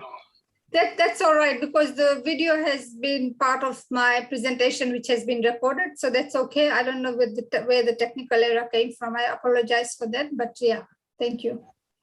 Oh, okay. No worries. Hopefully we will be able to see it at the end. And if not, then we will be able to see the recording. Huh? Thank you. Thank you, Asha.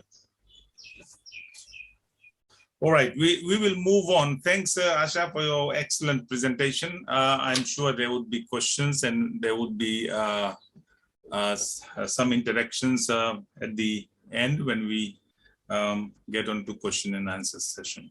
Video? Yes, Doug Munro, are you there, man? Yes, I'm here. Oh, excellent. Okay. Doug, you from University of Queensland. I remember you at USP. Your presentation is on KL Gillian's making of Fiji's Indian migrants. That would definitely be very interesting. Please go ahead with your presentation. Yeah, thanks. Can you all see me? Yes, very clearly, yes. Okay, well, I'll put the dog down and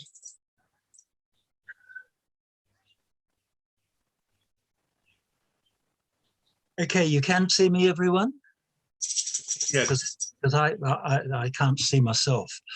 Yes, I'm talking about Ken Gillian's book, Fiji's Indian Migrants. And I've had my copy since I was a student in 1970. What I'm going to talk about today is the backstory of the book, not so much about the book's content, or there will be some of that, of course, but what went into its making and what it says about the author. Now, Fiji's Indian Migrants, which was published in 1962, was one of the foundational texts of the new Pacific Island historiography that was developed at the Australian National University under the leadership of Professor J.W. Davidson. This was in the 1950s and the 1960s. Gillian was a New Zealander, as was Davidson. He graduated from Victoria University College in 1951 at the tender age of 22 with a master's thesis entitled The Indian Political Problem. The first chapter was about the Indenture period, and the rest of it was a political history of the Indian community up to the present time, the present being about 1950. For the next 4 years, Ken worked in the New Zealand Diplomatic Service. He then applied for a scholarship at the ANU, the Australian National University, and I suspect it really was because that quite apart from wanting to do academic work, he didn't have the people skills that were necessary for a job in the diplomatic corps. He arrived at the ANU in early 1955 and settled for his PhD topic on the history of the Indian community in Fiji. I mean, it was the whole lot. And of course, it was a bigger topic, and so it was abbreviated down to the Indenture period, up to 1920. In short order at ANU, he produced a competent and rounded literature survey requiring very little guidance, and this is at a time before the internet and when library resources in Canberra were pretty limited. And he also took lessons in Hindi, and in August of that year, he sallied forth for archival and research and field work in India, in Britain, and in Fiji. I mean, there were considerable difficulties getting access to archival material in India, particularly in Delhi at the National Archives. Permission had to be granted from high places, and the junior officials, as he described them, were timid and obstructive in his quest to get access to the archive. Although ultimately his tenacity and his doggedness meant that he did get most of what he wanted. The other thing too is on the sea voyage to India between Sri Lanka and Madras, he met a professor and his students. He was invited to join their group, and they took him on a 5-day tour of southern India. And this was one of a number of episodes in India, which imparted in Ken an abiding love for Indian civilization and culture, and which prompted him to simply regard his work on Fiji as an apprenticeship to becoming a mainstream historian of India, which is what happened. Indeed, he took considerable umbrage at any derogatory remarks about Indians and their Indian civilization. Now, in Britain, he worked at the Public Records Office and the British Museum, and he described it as a delight after the obstructions that he had found in India. And then in September of 1957, he went for a 12-month stint in Fiji, which was the longest segment of his field work. Now, Fiji was still a crown colony. He had to get access to papers, to records, post-1902 period. And this was arranged more or less before he arrived, because Davidson, who maintained good relations with the colonial officials in Fiji, on behalf of his students, had written ahead and sort of cleared the way. But it wasn't until the beginning of the new year that Ken did get access. He worked very hard on the 19th century records. He interviewed about 40 former Gimitias. Finally, the commission came through, and it had taken a bit of a toll on him, because he described it to Davidson as, the equivalent of sitting on top of a volcano. I mean, the thing is that Ken would not have had a viable thesis topic had he not got access to the post-1902 record, or else the thesis would have had to have been restricted to the 19th century. It wouldn't have had nearly the impact that it did, and nor would his book have the same impact. So he was fortunate. He returned to the ANU in in mid-1957, after an almost 2-year absence. The remarkable thing for a PhD student was that during his evenings in Suva, he wrote about a draft of about half of his thesis. This was before even getting back to Canberra. And as I alluded to, by this time, the thesis had been whittled down to the indenture period from 1879 to 1920, involving the 61,000 Gimitias that came from India to Fiji. In short order, he finished his thesis, even though it only went up to 1920. It was about 500 pages of text. It was duly submitted in early 1958 and passed by the examiners. Now, the thesis itself had a number of features. I mean, most obvious was the depth of the research. I mean, the research base was impeccable. Also, the array of the sources that he used, it all provided a model for a future scholar to win it. Very much. That's my son just leaving. Without him, I would not have been able to log on to Zoom. So back for him, everybody.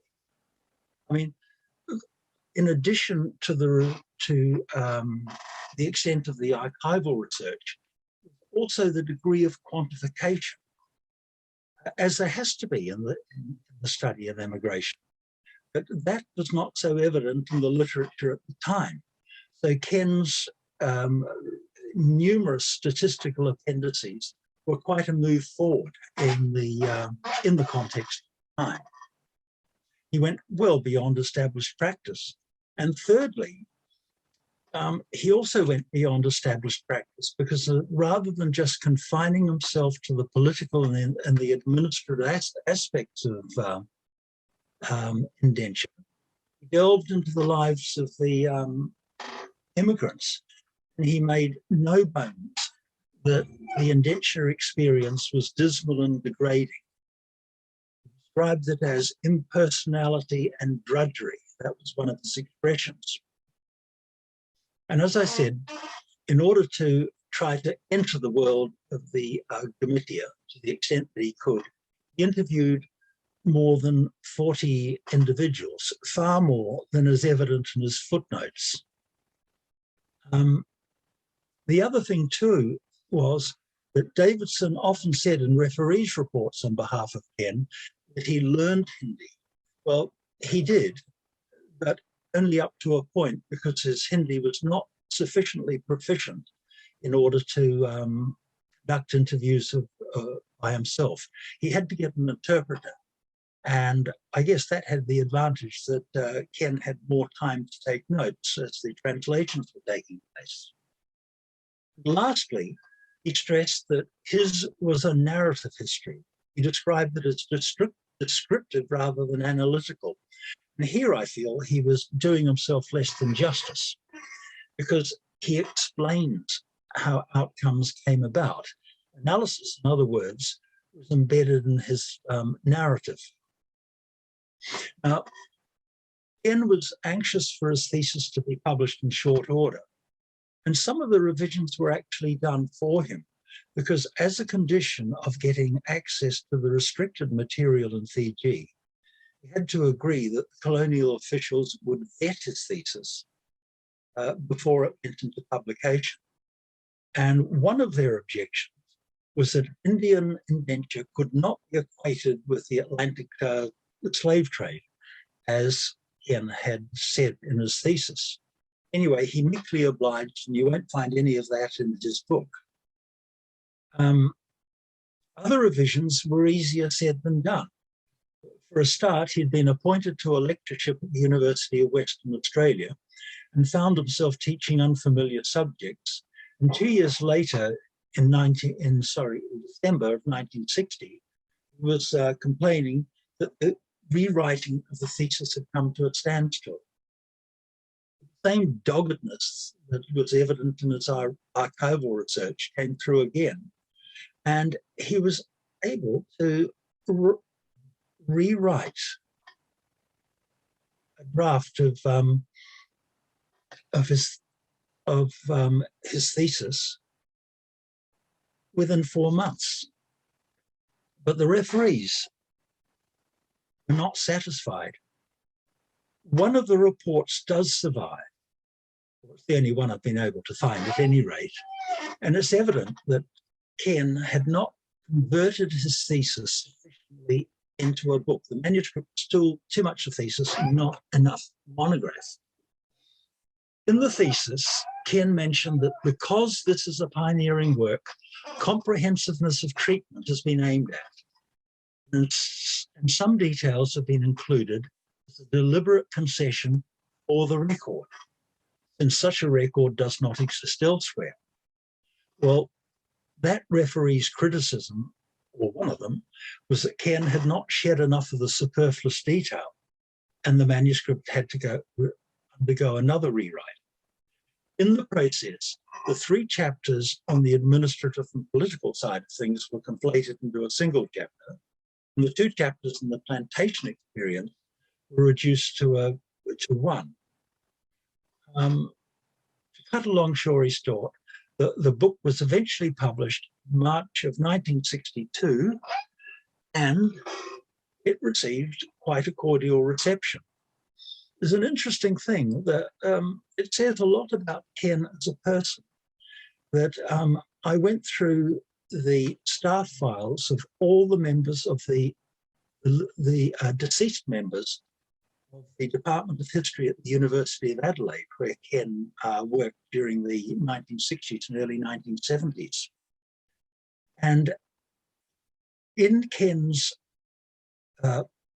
staff file, there are transcripts of every review of his book.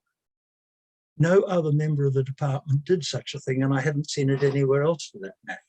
Sort of an interesting commentary on how important peer evaluation was to Ken, how important his reputation, his professional reputation was. There's a paradox, though, and in that the reviewers routinely asserted that Ken was far too much concerned with so-called balance, seeing all sides of the story. And in Davidson's view, this resulted in an excessive degree of caution in Ken coming to his conclusions.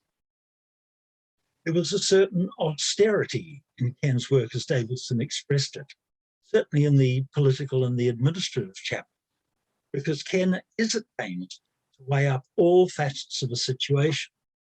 And one reviewer said, well, it's hard, it almost seems contradictory. It's hard to know what his conclusion is because he's taking everyone's point of view. Actually, I remain unconvinced by the critics. but also with Davidson's other view that Ken didn't make the most of his source when it came to writing his thesis in his book. And I asked myself, how did Davidson know this? Because he hadn't seen the sources himself. So, I mean, the basis for that conclusion, apart from a gut feeling. But I really, in the end, I suspect that Ken was the victim of a whispering campaign. What the critics rather overlooked was the somewhat glaring duality in the book, because the account of plantation life is over-condemnatory in tone. I mean, as if to reinforce this, Ken appropriated moralistic vocabulary of the critics of the indenture system, particularly the missionaries. And so we have, particularly in the chapter on plantation life, a very grim, unambiguously horrified description of what was going on. So when Hugh Tinker said in his book, A New System of Slavery, which was published in 1984, Ken was perhaps a little too concerned with balance, uses that word, and you see what I mean about the whispering campaign. And he also accused Ken for sometimes holding back from the most sordid probe into the sordid. I mean, that is arrant nonsense. The other thing is that when Ken reviewed A New System of Slavery, in a somewhat notorious review in 1975 in the Journal of Pacific History, he accused Tinker of writing an emotive denunciation of the system as a successor of the African slave trade, which was exactly what Ken had done. First of all, it was emotive. Secondly, in his thesis, although he changed it, was a denunciation of the successor of the African slave trade. And he was seemingly unaware that he was just as emotive himself about plantation life. But academic life does have its paradoxes and its contradictions. So, I mean, there was a duality in Fiji's Indian migrants, sober and judicious on the administrative side and quite the opposite when it came to the plantation regime. This duality fitted with Ken's personality because he had a marked tendency to be highly judgmental in some circumstances. As Davidson said, and I can aver this from personal experience with Gillian, he was possessed of a quirky morality that led him to too readily condemn persons and situations that were found uncongenial, I should say. And yet, in other circumstances, Ken took pains to be, balanced and see all sides of the story. Well, to move ahead and to conclude quickly, I don't want to detain you much longer. Fiji's Indian migrants established Ken's reputation. He did become a historian of India, writing a well-regarded urban history of Ahmedabad, the Gujarat district. Then he returned to Fijian history with a book on the Fiji Indians in the interwar years. In other words, Ken had come full circle, writing on the topic that was the subject of his MA thesis 25 years earlier. Just to go on a little bit longer, perhaps some of you know that life did not treat Ken kindly in the end. He became very disillusioned with the University of Adelaide, particularly the student revolts, which came late and quite mild compared to Monash University. He took a calculated risk and took up a 5-year senior research fellowship at Australian National University. In other words, a research position, research only. He did hope that it would be converted into a tenured position.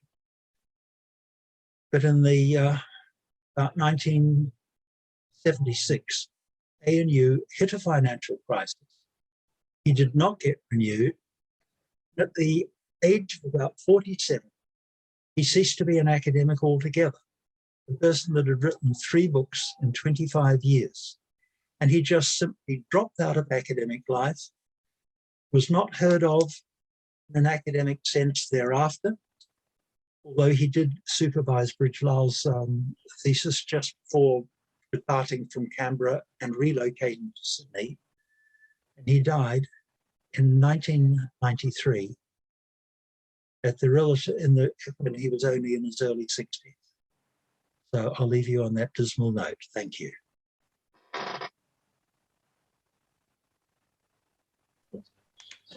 Thank you, Doug,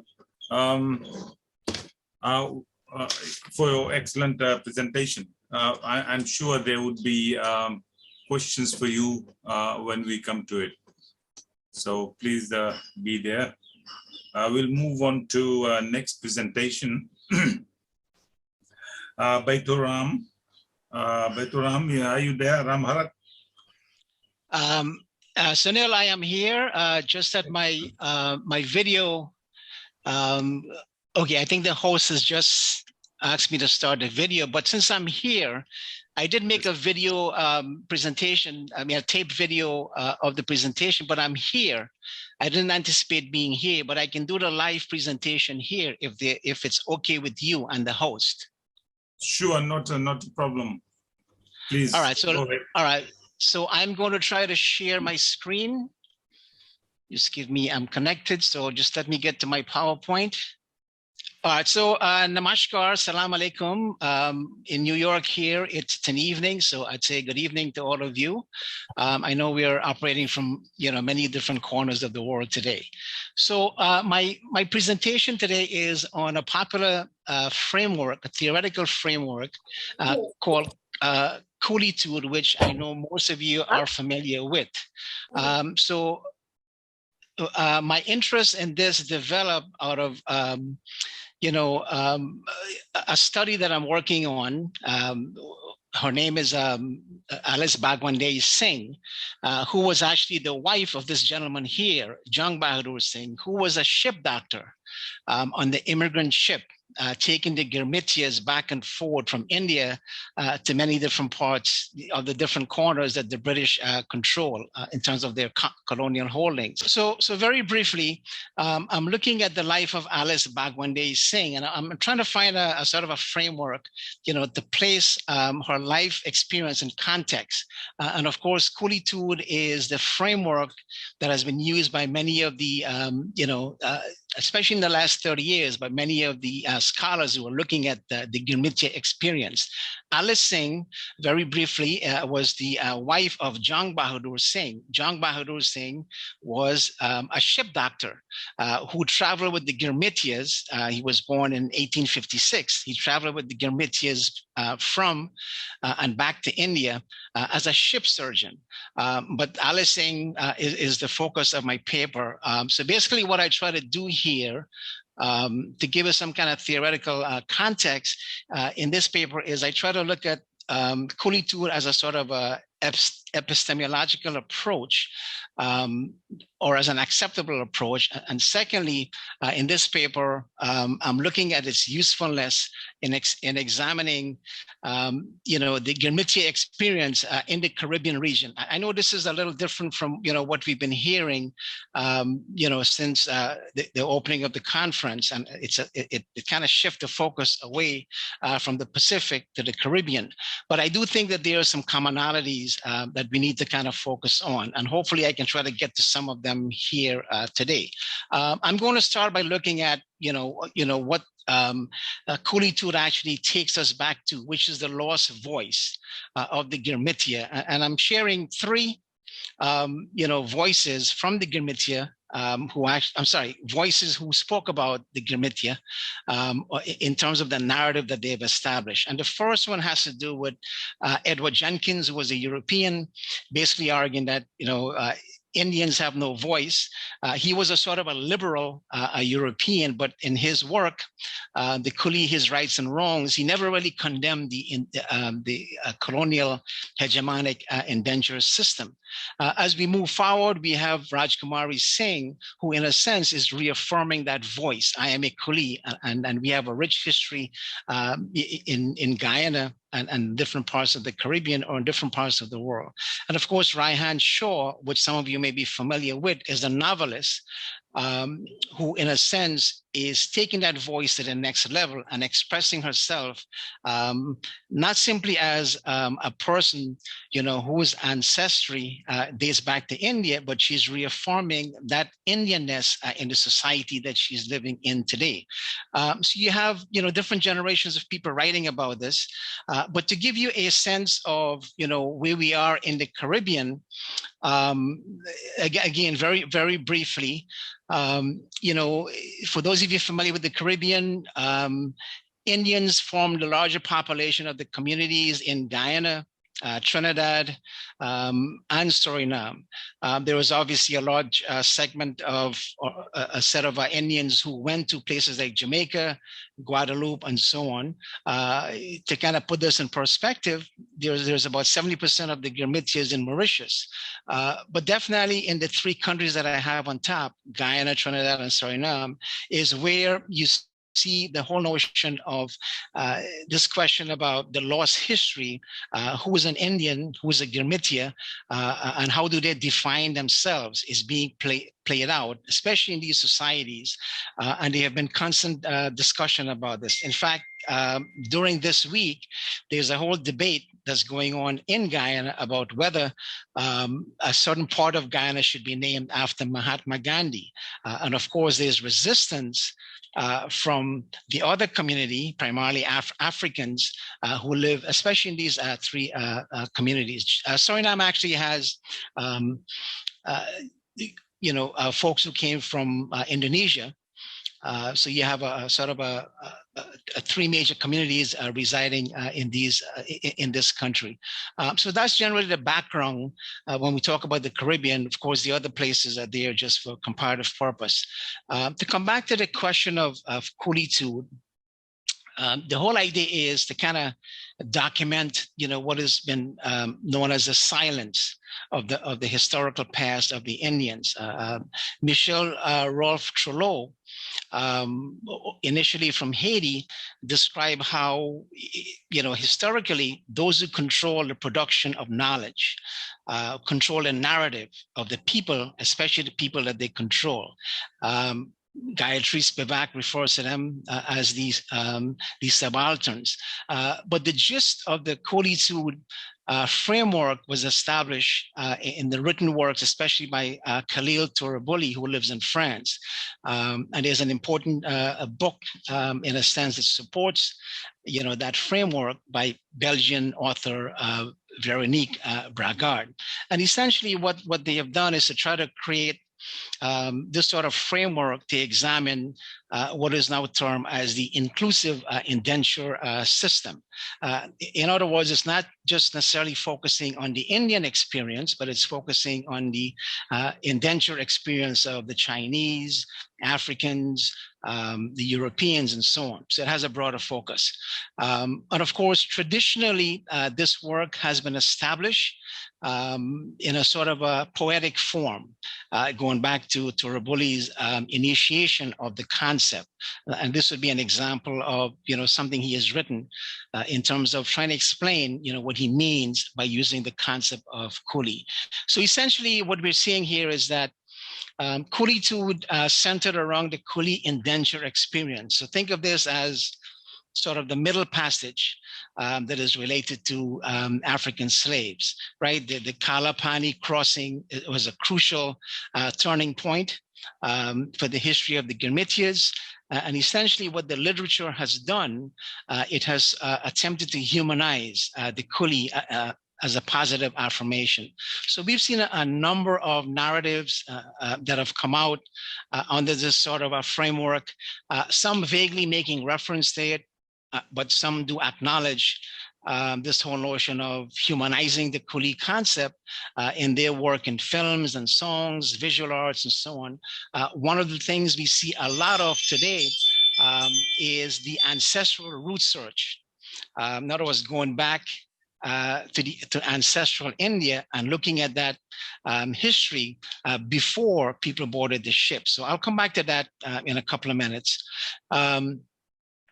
So Coolitude argues that the Girmitias find themselves in a liminal world, right? Veronica Braggart says that Indians, once they have left the shores of India, once they have left the port of Calcutta, no longer are considered Indian. So essentially, they have to construct new identities for themselves. And Coolitude sort of uses metaphorically the corral, it uses the ships, that the Girmitias travel on, the waves, the stars, and so on, to explain the sort of changes. So think of the corral as something that's amorphous, it has different colors, it's growing and it's changing. So in a sense, that represents the fluidity of relationships and influences that develop in the Girmitia society after those Girmitia landed in the colonial holdings. One of the work that has been pointed to in the Caribbean as a sort of an expression of the Girmitia experience is a famous poem by Guyanese Mahaday Das. And the title of that poem is They Came in Ships, right? It talks about the historical, mythical, emotional, symbolic elements of the transoceanic crossing. However, one of the things I need to point out here is that this poem also goes on a continuum, and it addresses some of the contemporary issues faced by the Girmitia. So there are references being made to contemporary history that deals with the political problems that Indians would have faced in a country like Guyana under a dictatorship, which was supported mainly by the African communities. And of course, as I said, these communities in the Caribbean are made up of different ethnic groups, all right? So in my mind, I've sort of constructed, it's a work in progress, I would say. I've constructed a sort of a representation of what I think the whole Coolitude framework would look like. And essentially, there are a couple of things that stands out. Again, the idea is to recover the lost history of the Indians, after they left the shores of India. There's identity formation that the literature refers to.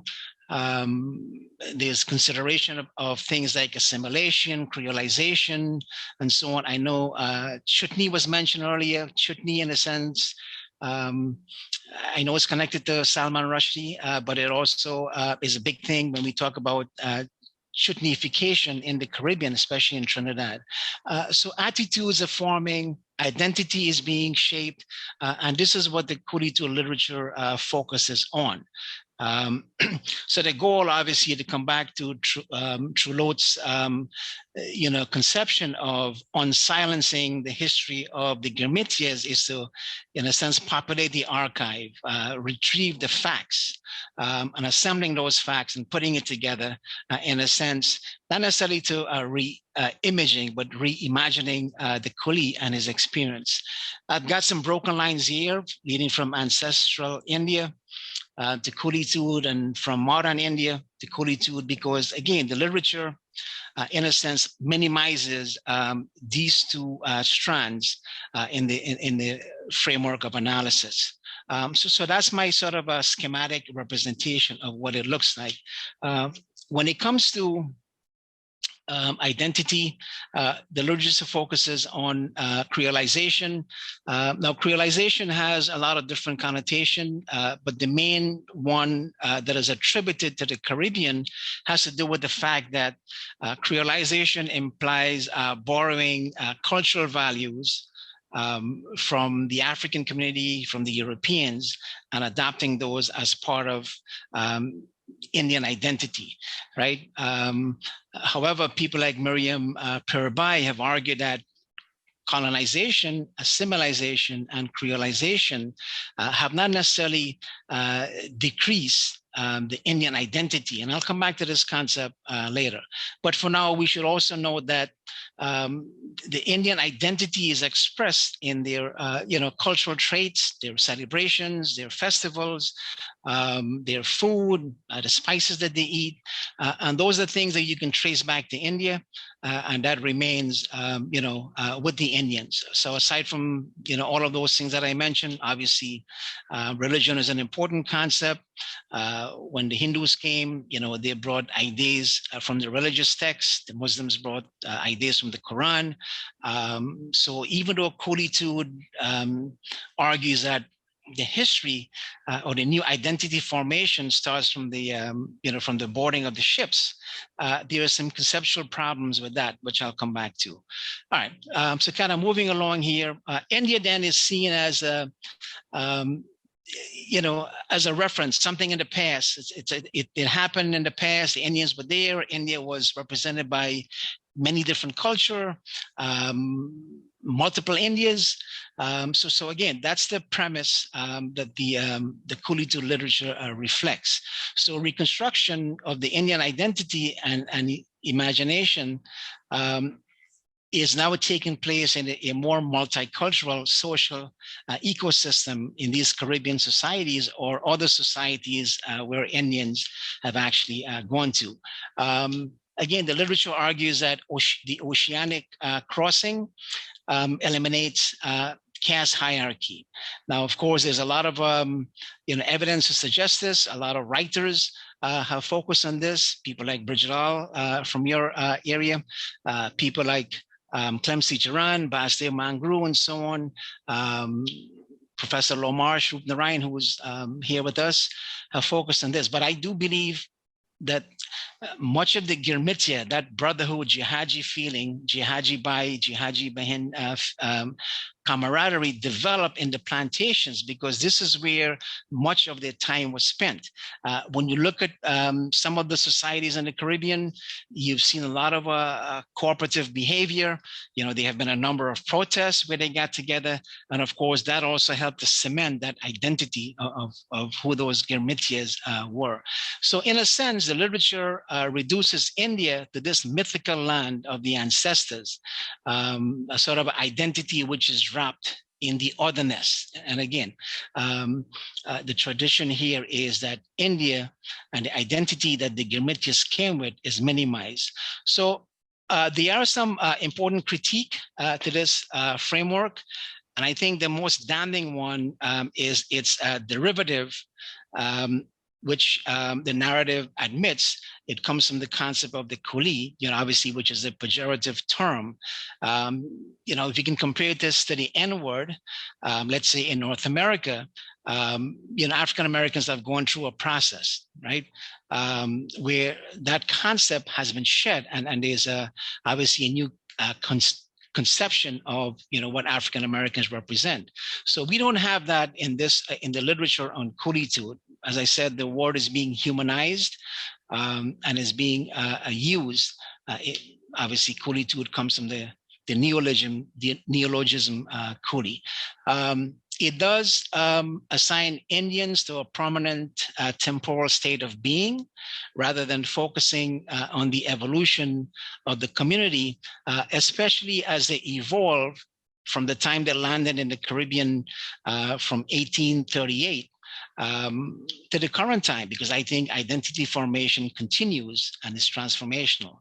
The concept does not consider the continuous cultural manifestations, including the present and past influence of ancestral India on the diaspora communities.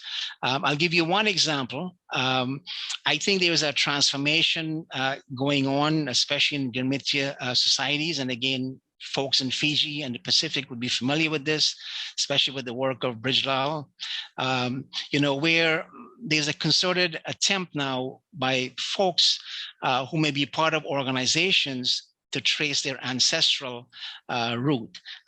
You may also recall a recent comment by the leader of India, Narendra Modi, who recognized the elevation of the leader of Suriname, Mr. Santokhi, So Mr. Modi made some reference to the fact that, here we have people in Suriname who share a culture, a language, and so on with the people of India. So you have that kind of, interlink and sort of, especially with globalization, that communication also has some influence on the whole notion of culture. Shanaz Mohammed has argued that by reading the Coolie identity as merely a judicial identity, meaning that these were people who were part of a global trading network and whose lives were governed primarily by very strict penal and contractual obligations. The fact that the focus is on that sort of overlooks the entire biopolitics behind the racially pejorative label affixed to the indentured laborers. And of course, it does not take into consideration the colonial power dynamics at play in the emergence and sustained usage of the term. Obviously, there were relationships established among the coolies. They acted as agents in some cases, as we have seen primarily in a number of protests, which we have seen especially in Guyana, during the history of the Girmitias. So essentially, one of the positive things I can say about the body of literature that has developed over the last 30 years or so, and not all of them may be necessarily, using that framework of coolitude, but we have seen that sort of an unsilencing of the past. I mentioned the fact that there's a lot of immigration and root search that's going on.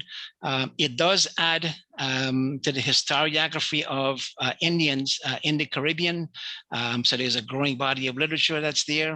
Shanaz Mohammed argues again that the concept romanticizes ancestral links. We can go into that, into the question and answer period, but I'm going to leave that at that. And the concept does not incorporate the continuing dynamics of cultural recovery and identity transformations, because remember again, this concept argues that the real history of the Girmitias started with the boarding of the ships. So in terms of going forward with this, obviously, we have to look at, how this model can actually be, it could be improved or modified to really make a serious contribution to the history of the Girmitias.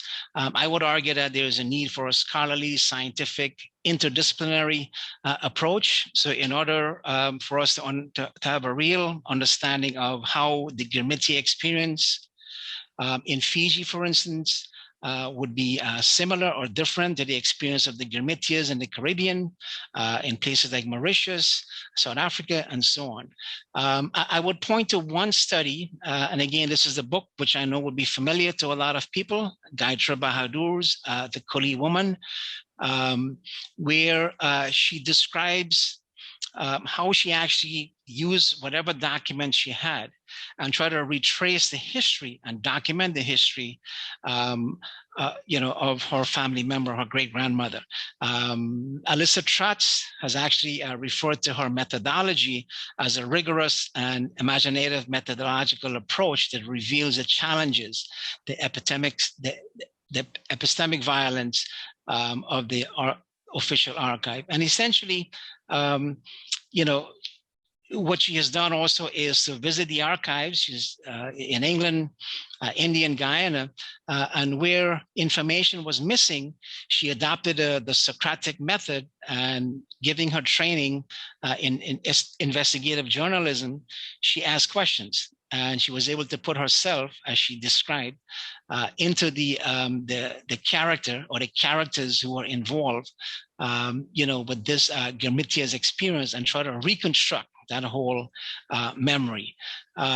So researchers, I think, ought to focus more on these transdisciplinary approach, the comparative approach, as opposed to the discursive formation. and relate this to the intellectual and artistic body of work. This is something that has been recognized by Turabulli. So in conclusion, I would argue that a more comparative approach that focuses on indenture as a system, I mean, it was a system, right? So we can understand the common strands and the common experience of Girmitias around the world. But at the same time, we also need to have a system that focuses or allows us to focus on the experience of specific types of indenture. The Indian indenture experience, for instance, was different from that of the Chinese. Indians, in terms of the number of people who were taken out from India, was a large number. They've been taken to different geographical locations. So I think when we look at inclusive indenture, the system that we develop, whether it's remnants of coolitude or coolitude itself, has to allow us to look at those commonalities, but at the same time, also allow us to look at the specific nature of indentureship associated with specific communities. So I will leave it at that, and hopefully we can have more of a discussion during the question and answering period. Thank you. Yeah, thank you. Baytoram ji, I think you have done an excellent presentation. I'm not going to draw any comments on it, but I'll leave it to question and answers. We have 2 more presentations.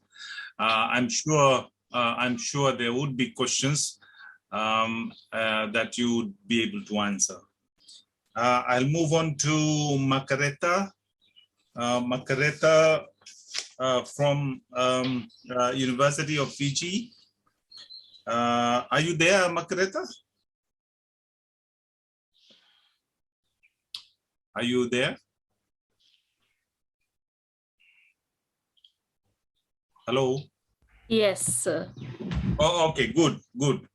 And your presentation title is Restoring the Historical Remnants of Girmitia Through Leisure Reading. Yes. Please go ahead. Thank you for that. And it's my pleasure to have been invited to join this panel of presentation, and also to look at a point of presentation that holds true to my nature, and not only mine, that of my family, that do you of have my... slides? Hi, Makareta, sorry. Do you have slides? Because your slides are not showing.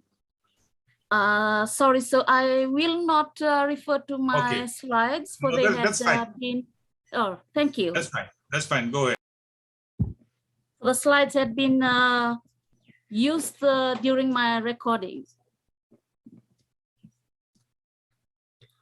Actually, for me to begin I'd like to say happy Navratri and a blessed Fiji Day to everyone, since here in Fiji we are commemorating 51 years of Fiji's independence since 10th October 1970.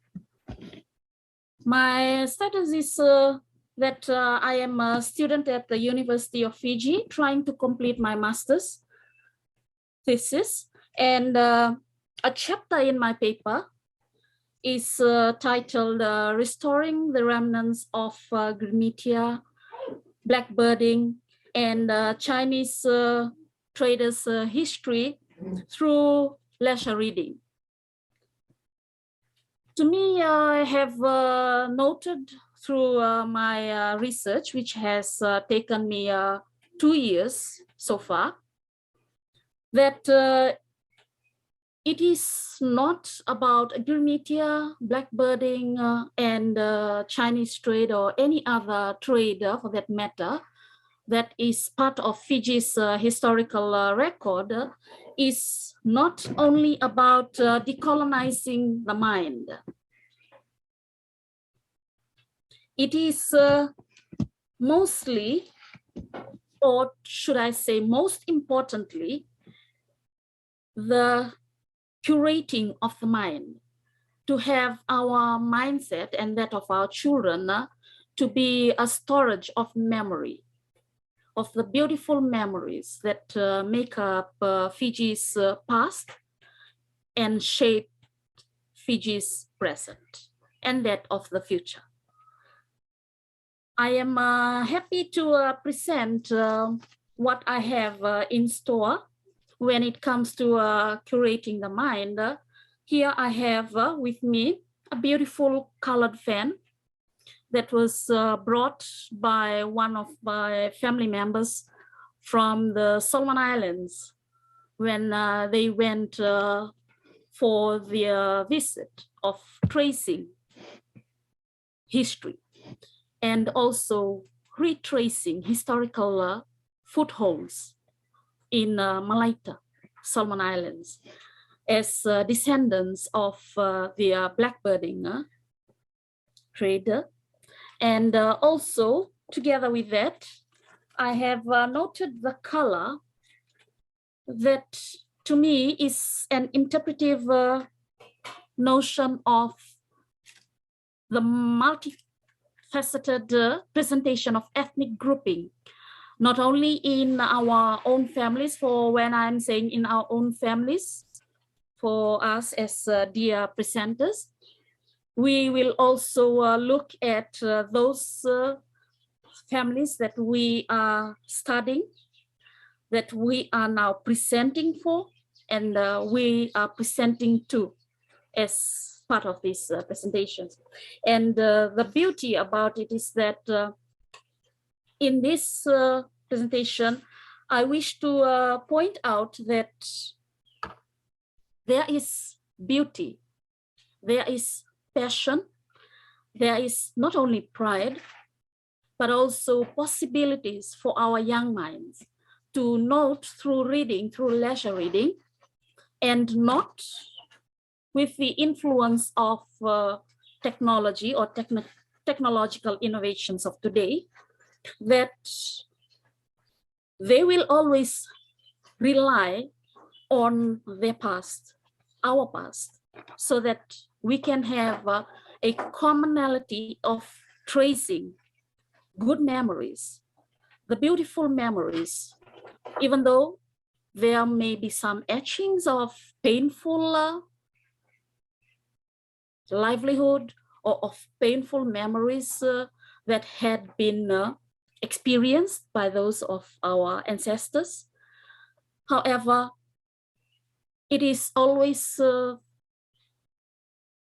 inclination of each reader, of each young mind, of each presenter today even, to note that there are remnants of the past that we need to restore in our memories, to remember the past and connect it with our present and beautify that, shape it well for our future.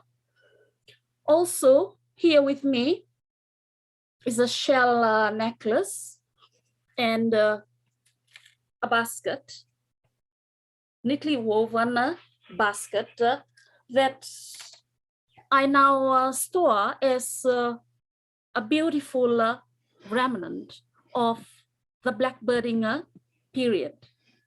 Not only that, with regards to the fan that I have, it represents the multicolors.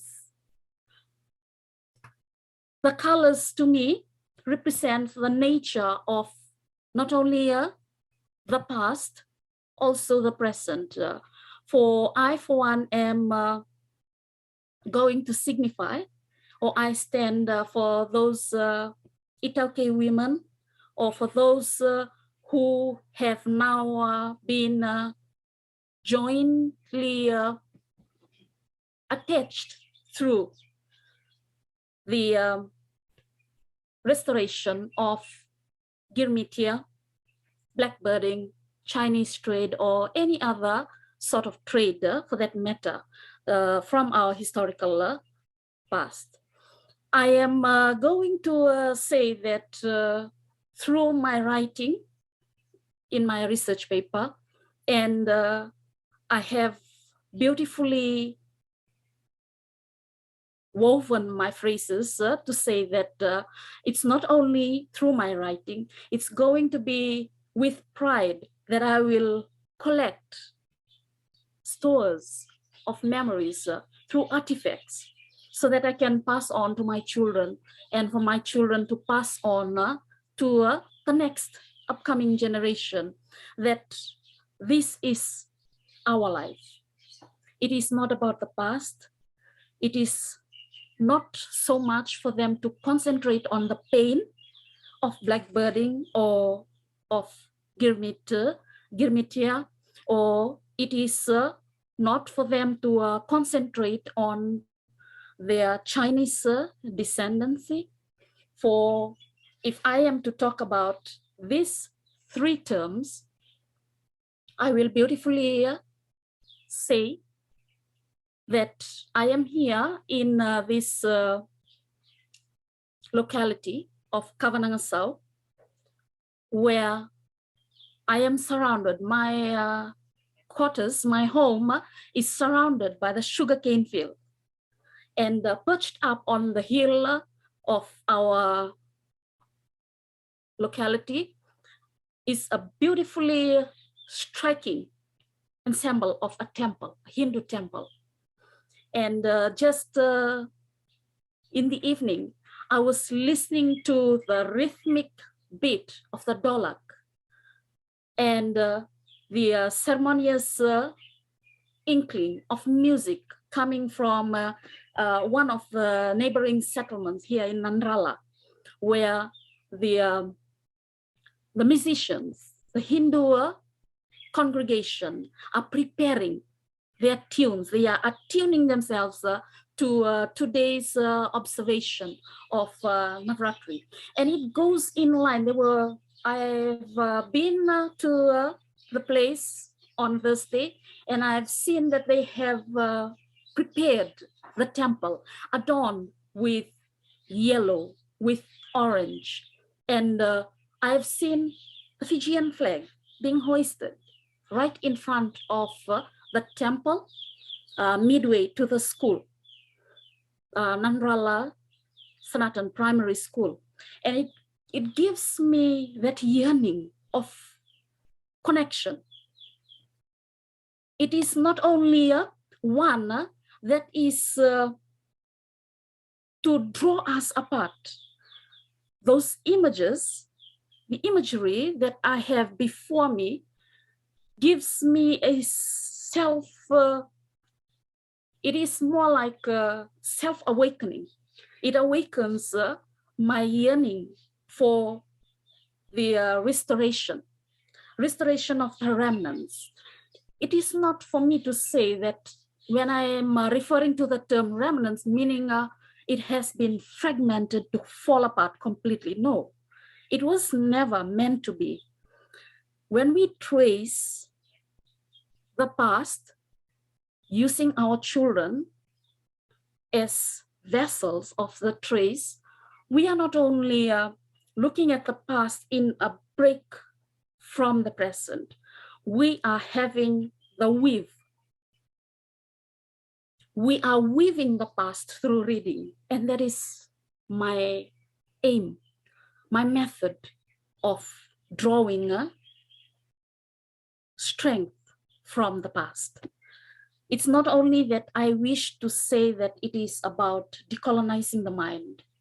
If I am saying that it is to do with decolonizing the mind, I would speak to myself and say that it is such a strong envisioning of the past, more like saying that the mindset was colonized. Presently, I would like to create the vision that the mindset was not to be colonized only, but to be a vessel of hope for the future, for our children to look at artifacts, to read from historical recordings, and to hear through our beautiful oral culture, that their mindsets will be used as a vessel, a method of curating the past and drawing it towards the future, driving their past to the present for them to rebuild, like what I have stated regarding the presentation at the Nandrala Sangam Temple. I have seen how they have beautifully woven emblems, cloth. They have stringed together marigolds, and it is marvelous. The colors, the blend of colors, as we are celebrating or commemorating Fiji Day today, it is a blend, a beautiful blend of colors. It shows our multi-colored Fiji, a sea of colors coming together with pride, with national pride. And here with me, I have also a beautiful artifact. To me, the angles woven of this shell necklace, it is that of connecting. And I have seen the color black. Black is not only, it's a point of connection. It's not only to look at the notion of, say, kalapani for once, or to look at black birding, for the color black is originally etched into our historical past. Black is that of where darkness is, we as the present need to provide light, enlightening towards that color so that we can shine a light to the future. Here in Kavanangasau, upon hearing the rhythm, the beat of the dolak, as my children love to listen to, it gives a sense of peace. The melody that is created, the rising and the lowering beat of it is not that of nostalgia, of sadness. It's one of creating memories and having a colorful emblem out of it.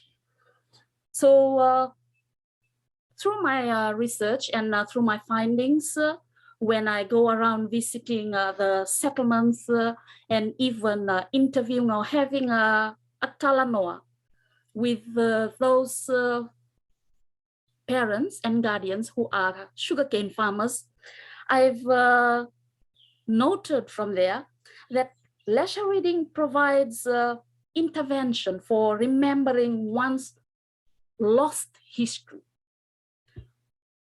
It's not a lost history. It is one that has been taken and we are now revisiting.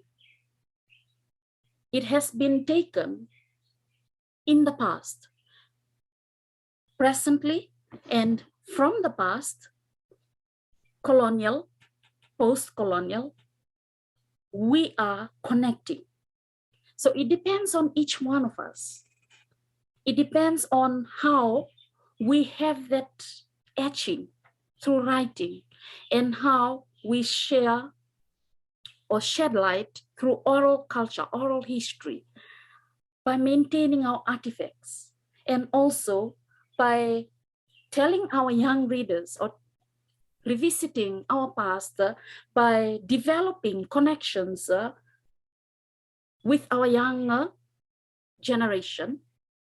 Likewise, presently among our peers, within us, as we have to look at ourselves as catalysts of change when we are trying to do a restoration or when we are promoting restoration, it is that they do not have to look at that connection only.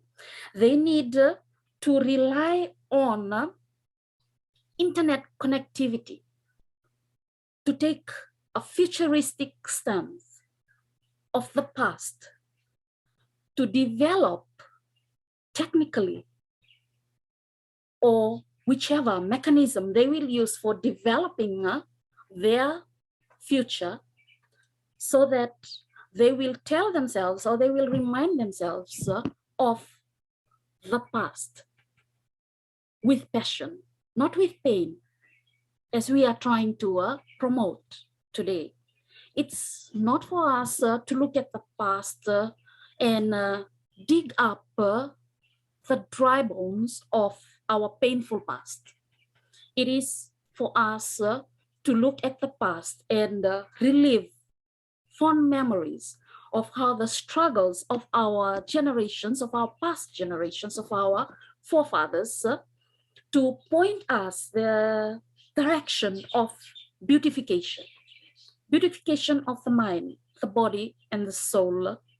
And that beautification is going to provide the provocative questions in the young minds for them to develop discourse about their historical past. In this way, through reading or leisure reading, why am I promoting leisure reading for our young minds? It's all because of the influence of technology. And there is a lacune in that, meaning what I wish to say is that the breakdown or the lack is in our failure to reconnect. So it is going to be through our collective efforts, and I'm thankful through this platform that I'm given an opportunity to talk about that I have found, which is a lack of not through our personal agenda, but our collective agenda, to point out that there is beauty in our history, and that beauty will always carry us through when we continue discourse, when we have the discursive writing to elevate. Margareta, sorry to disrupt, but you just have 2 minutes to wind up this. Sure. Thank you for that reminder. For I am overwhelmed by this. Thank you so much. It's brilliant. It's fantastic. But right. we are short of time, right. So you have 2 minutes. So I am just concluding by saying that in the same way as we collectively show as Fijians that we have national pride when it comes to Fiji Day, to Diwali celebrations, to any other festival, whether it be national commemoration or a religious venue of observing the rituals or any other form of cultural observation, it is always fair and just that from my personal input, I would say that we need to continue with our discursive stance of sharing the restoration of our past events in a beautiful manner to our future, presently used as reminders of what is yet to come. So thank you very much for this wonderful opportunity, and I now take my stance in saying Vinaka Vakaleo. Thank you, Margareta. Fantastic presentation. Welcome, sir. You have provided. I'm sure there would be some discussions on that, but you have really presented it beautifully. Your ideas and about the history of the indentured laborers and the blackbirding people who were brought in from Solomons and Vanuatu and other places. I think it's a fantastic way you have put it across how we need to perceive it, how we have to intertwine it with our vision of the future. Thank you so much. I will move on to our last speaker, Mansraj Ramphul. He's from Trinidad and Tobago. Is he around? Are you there? Mansrajji? Yes, okay. I'm here, sir. Please go ahead. You have 20 minutes for your presentation. Right.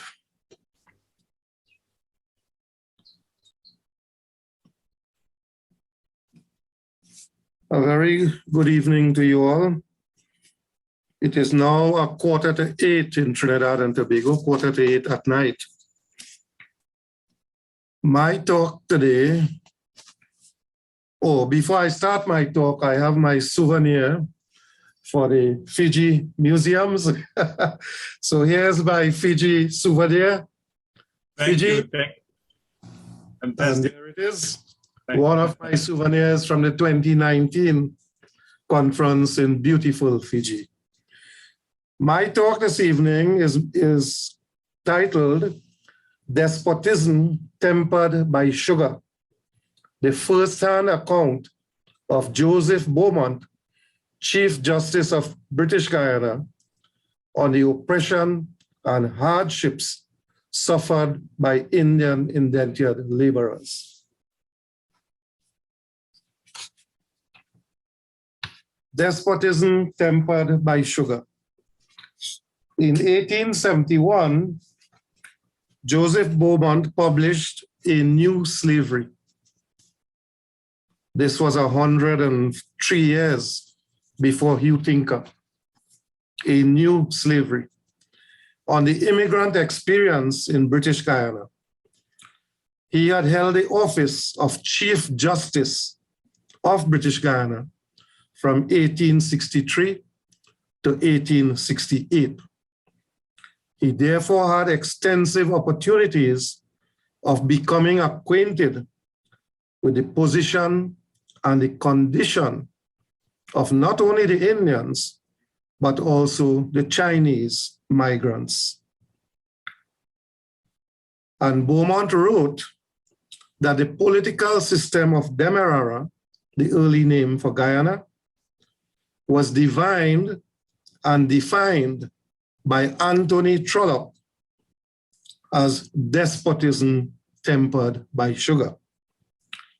He added that it was absolutely despotic, that is the British Guyanese government, and that the general legislative power is almost equally shared by the planters' nominees in the Court of Policy, that is one of the arms of government, while the power of the purse strings is wholly in control of the planters' nominees in the Combined Court, another arm of the government. Trollope is well remembered for his famous recording of a Guyanese planter who said to him, "Give me my heart's desire of coolies, and we, Demerara, will supply the world with sugar." At this time, Guyana supplied half of Britain's high-quality sugar. A New Slavery. As I said before, 103 years before Hugh Tinker, Beaumont described indenture as a new slavery, which was rooted in slavery, grown in its stale soil. Throughout the new slavery, Beaumont was guided by the principles of English justice and fairness. He would have learned much from his father, the Reverend John Beaumont, an itinerant preacher among the Wesleyan Methodists and an abolitionist in England. Beaumont interpreted the behavior of the plantocracy as a result of their having become corrupted, or as their blindness, a blindness born from ignorance. Beaumont condemned their behavior, unlike Jenkins, who was mentioned before, and concluded that the system does a serious injury, not only to the immigrants, but to the community at large. And here he's talking about the social and economic effects of what was happening in Guyana. Beaumont was in charge of the justice system, and he was fully aware of the unfair and oppressive legal and socio-political structures, because he was a participant as well in the government. He was in a nominated post in the Guyanese government at that time.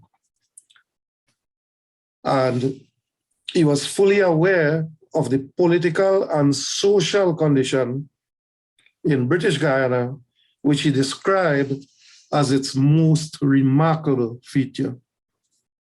Its system of government was not only that of a complete and highly organized oligarchy, but a mercantile oligarchy, an irresponsible oligarchy founded on the traditions of slavery. A new slavery.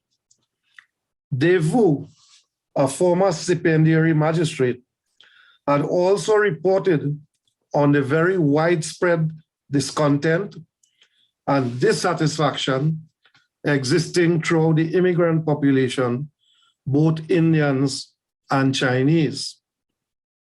And the background to this were the serious disturbances occurring for the very first time in Guyana, and specifically on Plantation Leonora. And this informed Devu's famous letter to the Secretary of State for the Colonies, Lord Granville. Devu saw the need for remedies to avoid more serious calamities, meaning riots, violence, strikes, and eventually shooting and killing of Indians, which occurred in too many strikes in Guyana. And a royal commission was appointed to investigate, predating the Royal Commission of Mauritius by some 2 years. A sacred cow. To the planters, however, the immigration system was as sacred as the old system of slavery. Already, Guyana had received some 90,000 Indian immigrants. But Beaumont was hopeful that this system of oppression, which is in truth a new slavery under another guise, will be brought to an end. That did not happen. He had observed firsthand the oppression and hardships by the migrants, suffered by the migrants, and he called for reform, just like Devu, and he expected that very serious disorders, riots, strikes, violence, killing would follow. He lived on the plantation complex and had very frequent personal communication with immigrants. He habitually observed their pursuits and their habits. He saw them at work on the estates and also in their own ranges, barracks or houses, and in their relaxations and movements about the country. So it's very unlike Ken Gillian's work, which apparently, according to Professor Munro, some of them think is emotive. And even with Hugh Tinker's work, 100 years after Beaumont's work here, he was there, he lived among them, he observed them, he saw what they ate, he saw their social conditions, their medical conditions and so on, and their short, unhappy lives, which he reported on. The evil indenture system, as Beaumont called it. Beaumont pointed out that the essential and this is a long quote from his work, the essential and central point from which many of the evils and dangers of the existing system arise and on which they turn is the artificial system of indenture or engagement, under which migrants are introduced and their subjection during the 5-year term of service or more to a code of law, which, in my opinion, Beaumont's opinion, is unnecessary, arbitrary, and in many particulars, unjust and oppressive. From my research across the diaspora, I would believe that this also applies across the Kalapani into the many other societies, Oceania, Mauritius, the Caribbean, Malaya, and so on. Also, in terms of the recruitment system, several immigrants, and we've all read this, had been hoodwinked in India by the promise of higher wages in Guyana. Additionally, there were cases of kidnapping and forcibly containing persons who were then shipped to the colonies against their will. My own great-grandmother was kidnapped, we believe, in Bengal, and came here to Forest Park Estate in Trinidad. Interestingly, she was married, and her husband followed her from India to Forest Park Estate, Trinidad, only to find her married to my great-grandfather, himself a migrant. The evil labor law system. Beaumont found serious evils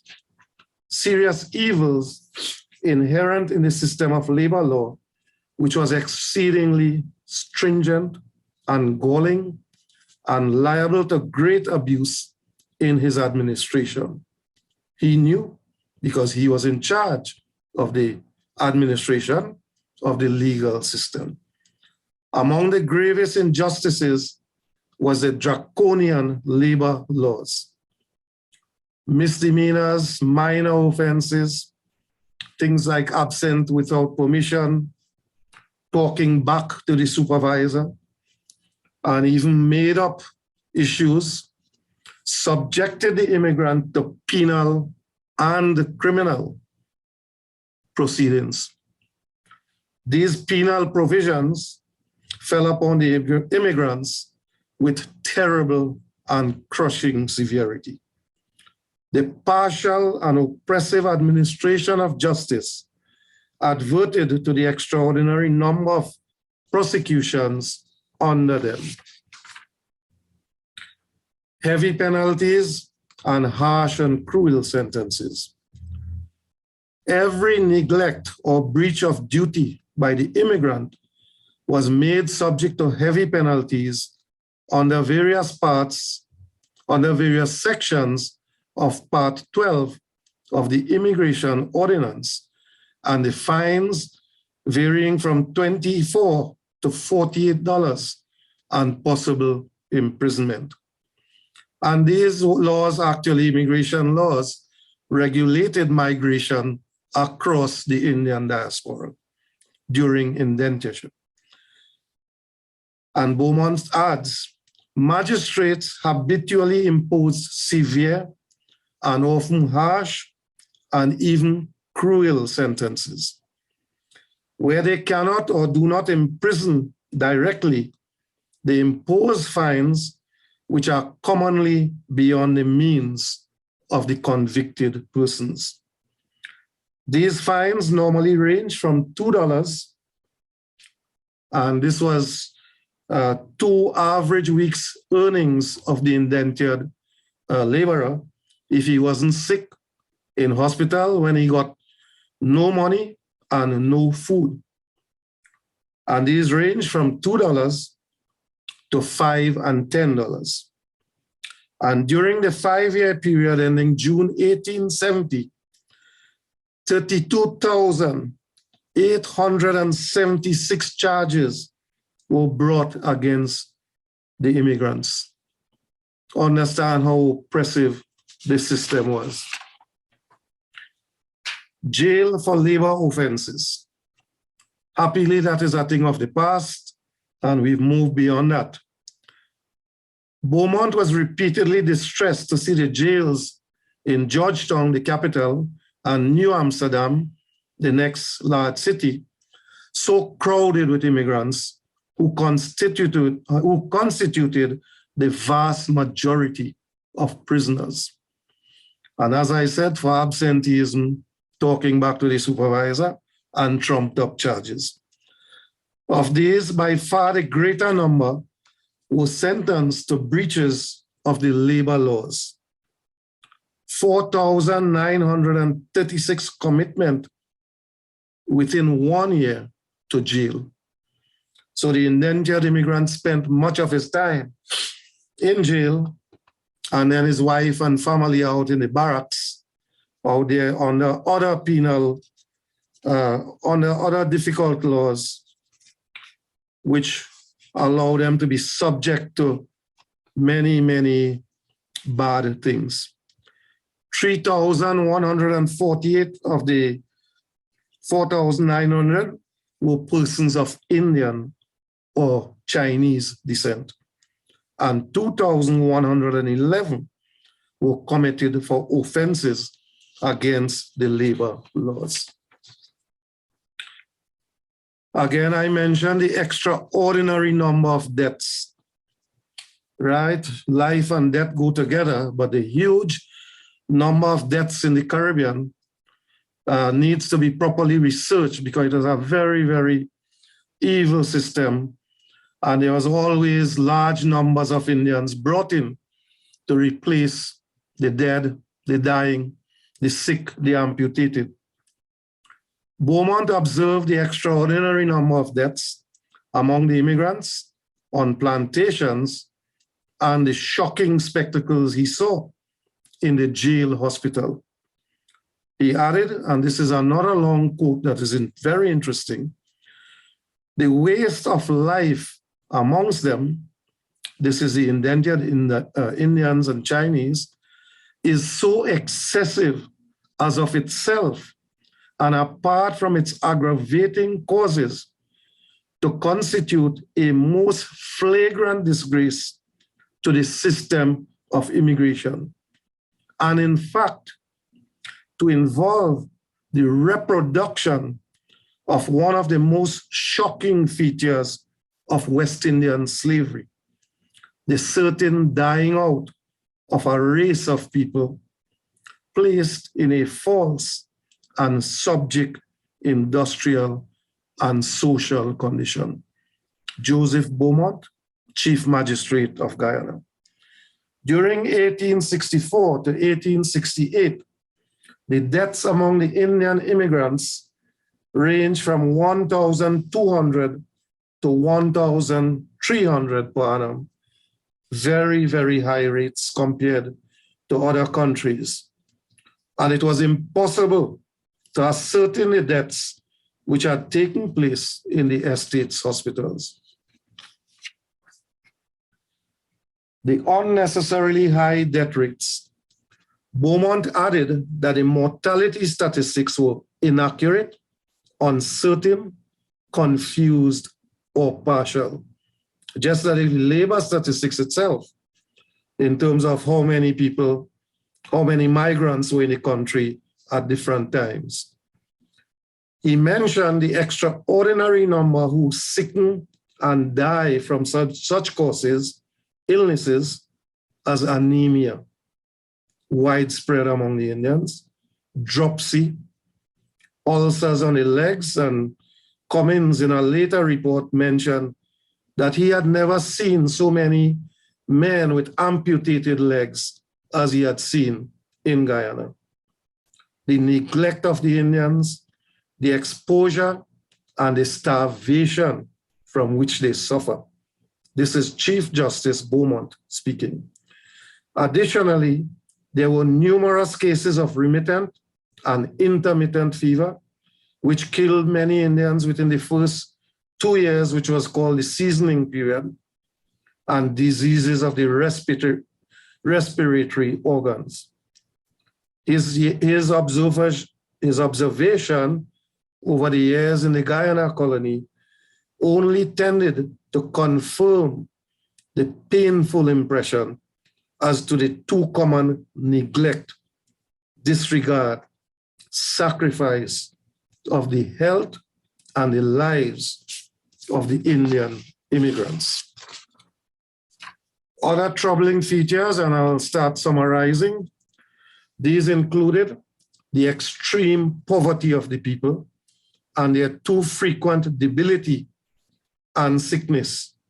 Another major disease I should mention was hookworm, which infected perhaps more than half of the population, Indian population, throughout the Caribbean. Inadequate hospital, common again in the Caribbean.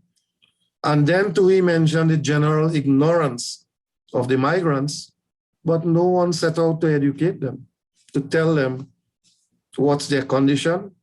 And then as he saw it, their special ignorance of the English language and of English habits and ideas, their remote and alien origin and separation from their own country, and the change required, as we've heard from many of the panelists, even today, in terms of adjustment, exploitation in other countries. He also mentioned, I quote him here, the crying evil of the sex disproportion, the high murder rate, including wife killing, sometimes for what they did, sometimes for what they did not. And he said the place reeked of sex. He was an observant living on the estates. The requirement for an immigrant to pass, and I will move on to the end. He mentioned the very abominable conditions in the hospital, the Houston Hospital, which he visited and he saw. And he also saw a great number of such sufferers trying to earn their bread or roti when manifestly unfit for exertion in the fields. This happening throughout the Caribbean. In Trinidad, they were driven onto the fields even when they were sick. They were whipped to get back to work, even in sickness, starvation, illness. Not to mention the emotional and mental strains, which is not written by most. But that abuse was also aided and abetted, strangely, by the medical men who would have sworn the Hippocratic oath. That happened in St. Vincent, lack of care by medical personnel, and throughout many of the Caribbean islands. Masraji, sorry, I have to interrupt. You just have 2 minutes now. Certainly, I will finish within 2 minutes. There was a case of a dead man to be taken to the hospital, and this tells us the story of the horror and the indignation, the hatred, right, for the migrants.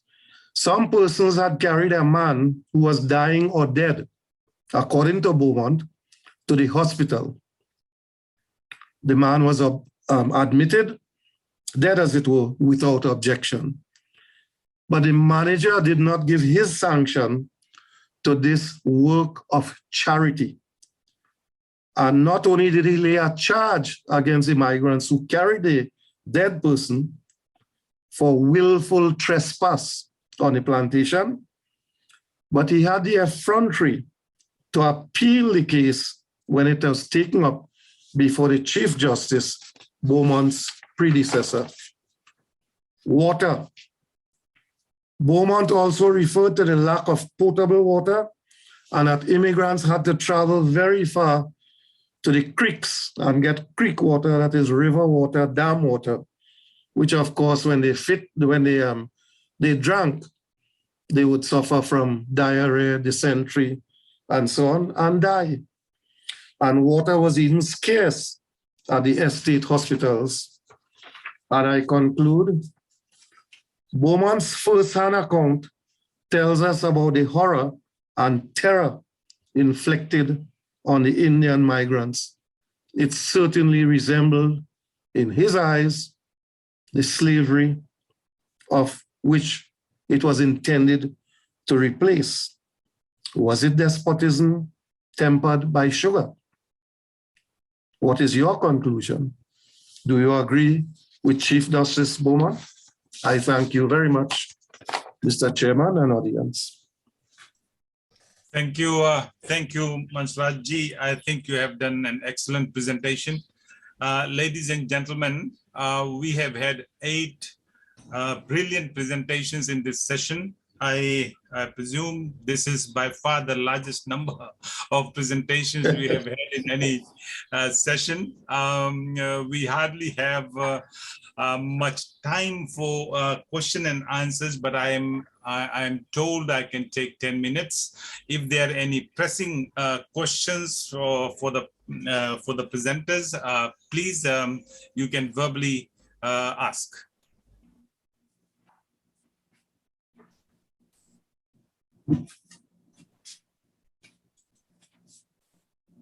We have some time for quick questions. Sunil, if I may, Satish Chand. Sure. Go ahead, Prof. Look, excellent presentation that we have just heard from Dr. Ramphal. The question I have for him is on the mortality and morbidity statistics, cooked as they may have been. How do they compare with those from Fiji? Because I have had a chance to look at those as well. So Guyana versus Fiji, how does that look?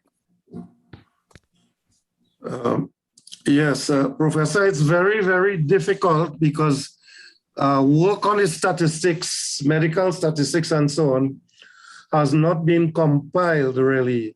So all we can say at this point, until the research is done, is it was very high, and it was very high throughout the Indian diaspora, including Fiji, because the same diseases, the same planter oppression, the same lack of hospitals, the scurvy diet that Ken Gillian spoke of in his book, which the Indians ate.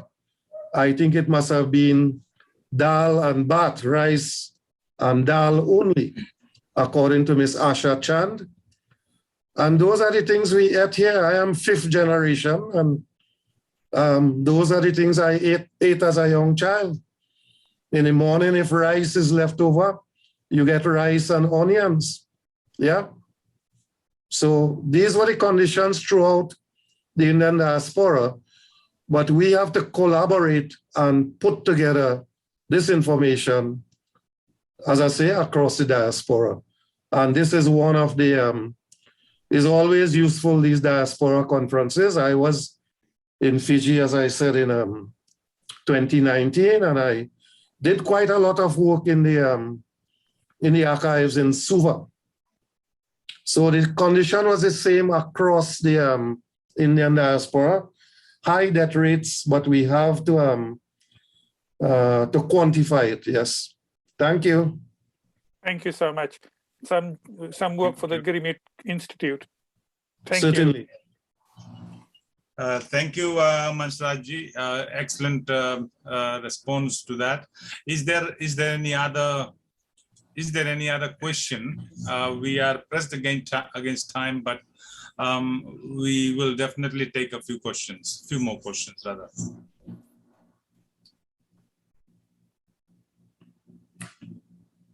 Is there any more? Sunil, there were questions from Lomash in the chat box, but I'm not sure, okay, Lomash, who they were aimed at. So you might have to just... Is he there? He can raise the question. Loma, are you there? Yeah, I can. No, I'm just scrolling down. Yes, he's there. Okay, did he harbor indentured servants? I think this question was directed to Baytoramji. Am I right? I'm not sure whom it was directed. Lomash is online. He just needs to be unmuted. He's got his hand up. Ah, okay. Yes. Yes. Can you hear me? Yes. Just look into the chat and ask any one of those questions, please. I ask a number of questions there. Just choose one in the interest of time. No, we do have time, Sunil. Oh, okay. Yeah. Because in New Zealand, it's 1 p.m., but in Fiji, it's 12. All right. So we have an hour. Yes. Okay. Okay. All right.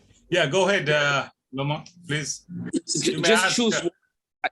Just choose one question from my chat, please. Anyone. Yeah. One of your questions is, did he harbor indentured servants? But I'm not sure whom you directed that question to. To Mansraj. Ah, okay. Did he harbor this Joseph Beaumont, the Chief Justice in British Guyana? Did he harbor servants? Did he have servants when he was really speaking on behalf of the Indian community? Right. What I know and what is recorded in his book, In New Slavery, is that he lived on the estate compound. Yeah. So he lived on the estate compound. Of course, he must have been allowed a house by the managers of the different estates. So from there, he was able to observe as a participant on the estate. And as he said, he observed them, not only in the work setting, in the living setting, in the night setting, in terms of, in fact, lack of leisure time and so on, the social setting, in the travels, when they went to the town, the main town, Georgetown, the policemen of a different race would stop them and turn them back. And people were traveling miles, and in many cases they traveled during the nights to avoid, well, to get back to work on time and so on. And they would turn back with their goods that they were taking to the estates and so to the market, Staybrook Market at the bridge. So he observed all these things by being call it a participant observer of, it would be hundreds, thousands of Indians, because he worked all over Guyana, particularly in the coastal sugar belt. So That's he right. knew. So, what I'm asking, I don't mean to interrupt you. What I'm asking, did he cohabitate with Indian women? Was he part of?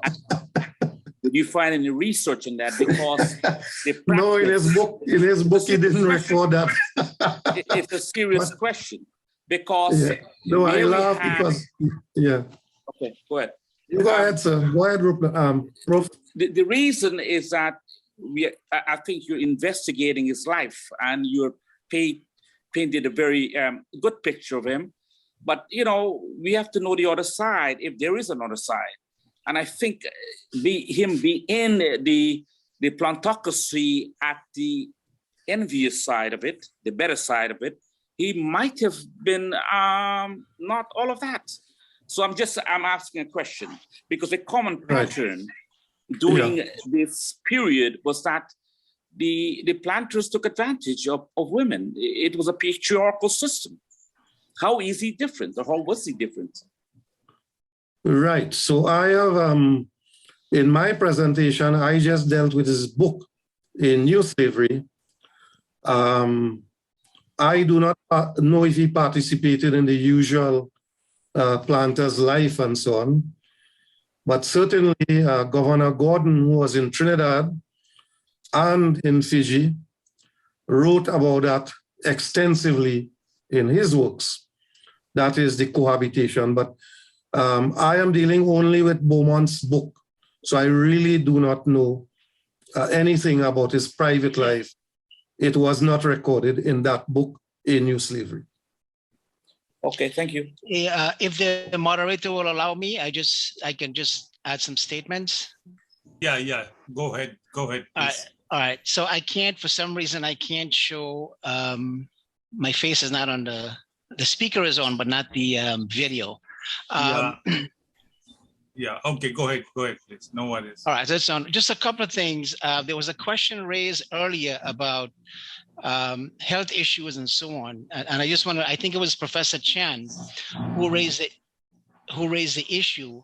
I'd like to direct him to a source, dealing with the health situation in British Guyana. Somebody's mic is on. So there's a 2-volume book, which Professor Chan might find useful, written by Dr. Yeah, somebody's mic is on. I don't know if you can hear me. Baytoramji, we can hear you clearly, don't worry. Okay, so let me just say this quickly. So for Professor Chan, he may want to consult a 2-volume study written by Dr. Ramesh Gampat, who was a member of the UNDP. He has written on the health situation, and he does have a lot of details about health issues, especially dealing with malaria. In the 1900s, there was a person by the name of Dr. Giglioli, who was brought to Guyana by the sugar plantation. He actually worked with the Guyana Medical Organization. So there's a tremendous amount of information you may find, in those sources. But I also want to say, coming back to Beaumont, he would have been considered a sort of a liberal, a person in the Guyanese context in terms of as far as people like Jenkins would go. But these men obviously never condemned the colonial system, even though sympathetic they might have been. But he was anti-Hindu. He did support the whole notion of converting Indians in Guyana. He supported that wholeheartedly. But obviously, whether he had cohabitated, with Girmitias or so on, is something that could be investigated. But in terms of his broader philosophy, he was fully on board with the colonial system, and especially his anti-Hindu sentiments. And again, I would like to point, for those who may be interested, there's another 2-volume books, again, that was written by Dr. Ramesh Gampat, dealing with plantation Hinduism in Guyana. So there's a tremendous amount of source and information you can find in that 2-volume study also. Thank you. Thank you, Baytoram. Thanks, Baytoramji. Are there any more questions? Yes, can I come in, Sunil? Yes, Satya. Yes, I'll need a camera because I have to show a bit of stuff. Host, can you help us, please?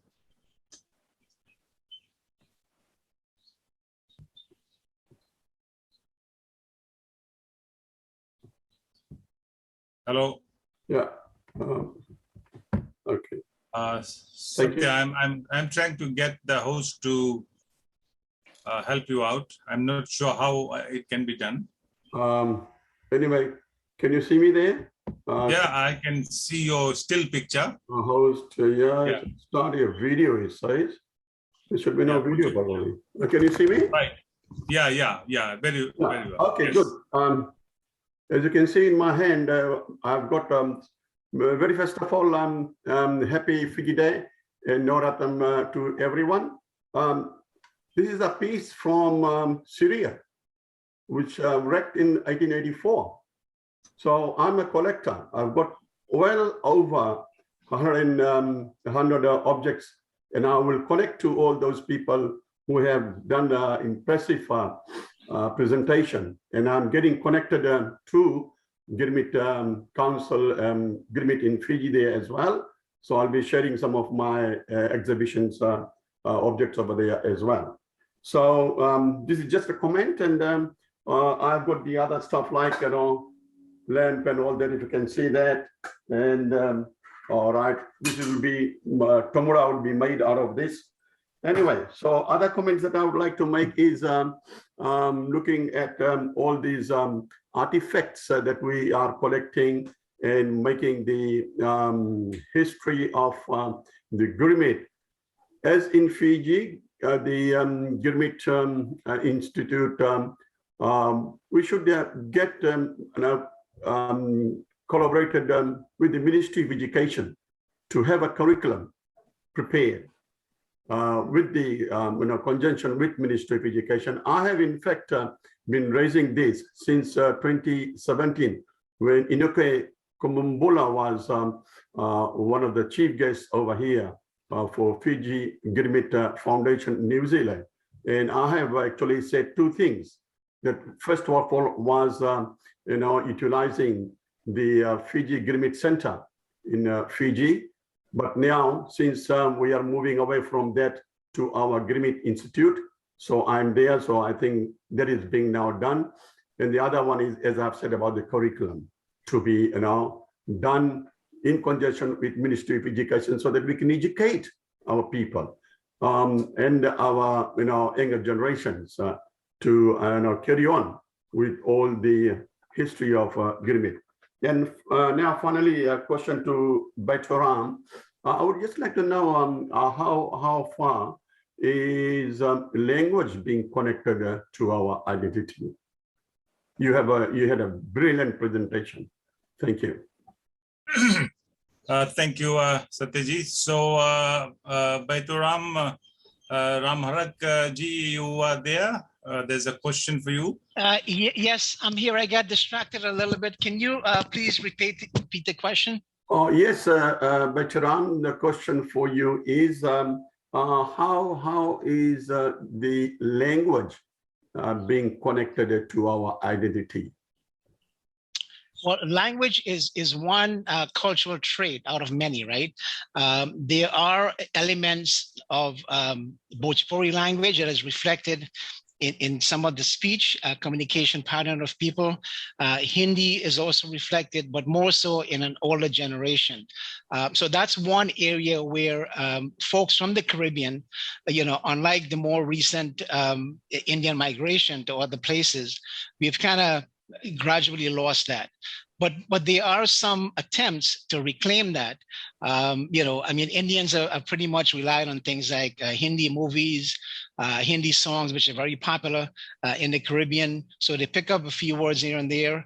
But there are some schools, for instance, Swami Aksharananda, who has the teaching and the promotion of Indian cultural values and so on in the school's curriculum.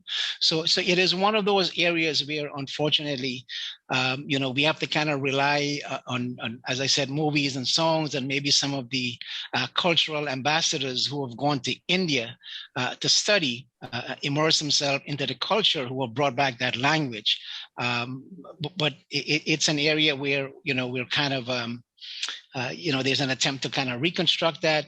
And of course, as you know, in places like Fiji and so on, the younger generation are more in tune to all of the things, especially with globalization, connected to the English language and Western values and so on. So it's a challenge, but my point initially about the fact that, we can make a blanket argument that cultural values, which obviously includes language as a trait, all disappeared, when the Gurmityas approached the port of Calcutta and boarded the ships, has to be kind of reconsidered. Because that is only one cultural trait. There are other traits that are still there. I mentioned the whole issue of religion, values, our wear of dressing and so on. Like my mom used to wear what we call a rumal, on her head, which is very common among Indians who came from a specific part of India. And when unfortunately, when she passed away, we had included that, as part of her artifacts that she cherished. So you could see a lot of that, being reflected.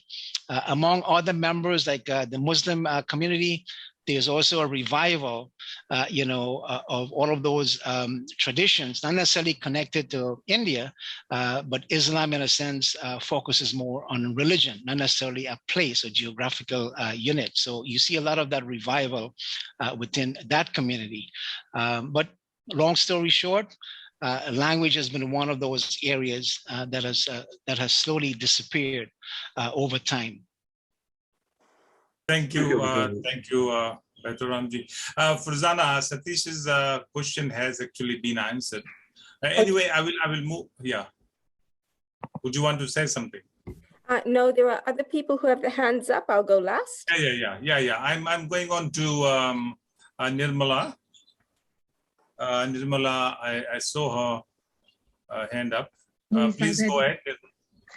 Well, look at the session. It says history, legacy of Indenture, and construction of identities. I feel like the identity issue has not been raised by many of us. Mr. Baytoram has done a bit of that. I'd like to get opinion of others on the panel. Now, how do they feel about identity? Changing identity or static identity? What is it all about? Okay, thank you. I think we had a session yesterday, Nirmala, where it was discussed to an extent, but if there's any response, that would be most welcome. Can I answer that question, please? Yes, sure. Go ahead, Asha. Thank you. Thanks, Nirmala. Look, when I curated the exhibition Chutney Generations, identity formation was very much the crux of the whole idea of the exhibition. And with the concept of chutney, I used Salman Rushdie's chutneyfication in the theory part of my research, as the Creole music in terms of, music, which is quite popular. And it's all about especially for the Fijian Indian community, which I studied, their identities are sort of in dualities, in triple forms, in all sorts. So they embrace their Indian identity, which is very much their physical looks, and lifestyle as in the lived experiences in Fiji, which is for more sort of inclined to the Fijian way of living, such as grog drinking or young. And then they've come into the new Australian space, which is multicultural. And to some extent, that is quite threatening to minority communities. And how do they embrace the new culture and the new space, or how do they negotiate in that spaces?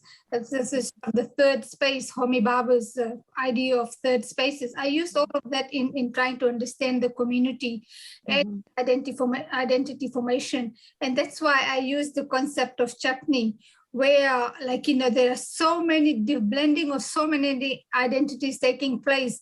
There is no single identity that sort of says, yeah, this is who you are. And this is the reality of the kind of global spaces we live in today.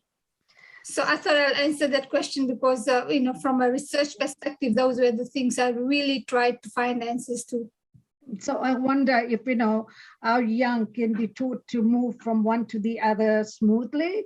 And that is a question that I often get asked by the youth. How do we move smoothly from one identity to another? Do we carry multiple identities, or we change our identities?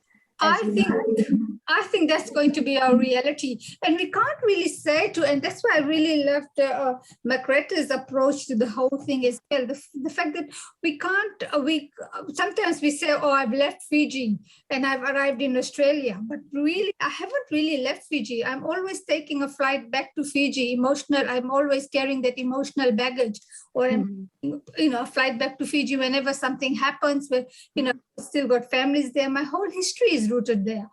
So no one can ask me to leave and become totally Australian. Like Australia has had to, let go of its assimilation policy and then adapt to the multicultural policy in terms of allowing people to bring whatever they have and live that. And that, I think, is our fundamental human right.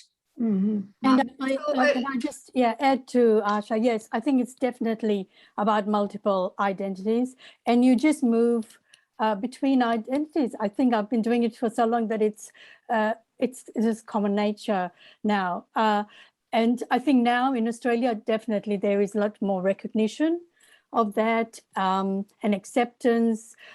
You know, Diwali celebrations are probably the most popular, as I see in at work, because and everyone joins into it, not just the people of Indian origin, but the Caucasians. They will do the Indian cooking. They will bring food and share.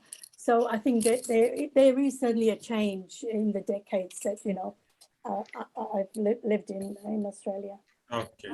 In New Zealand, Thank you. we get. Thank you, Nalini. In New Zealand, we get strength from our indigenous people, and we often draw on that strength for our own culture. Would that be the same in Australia?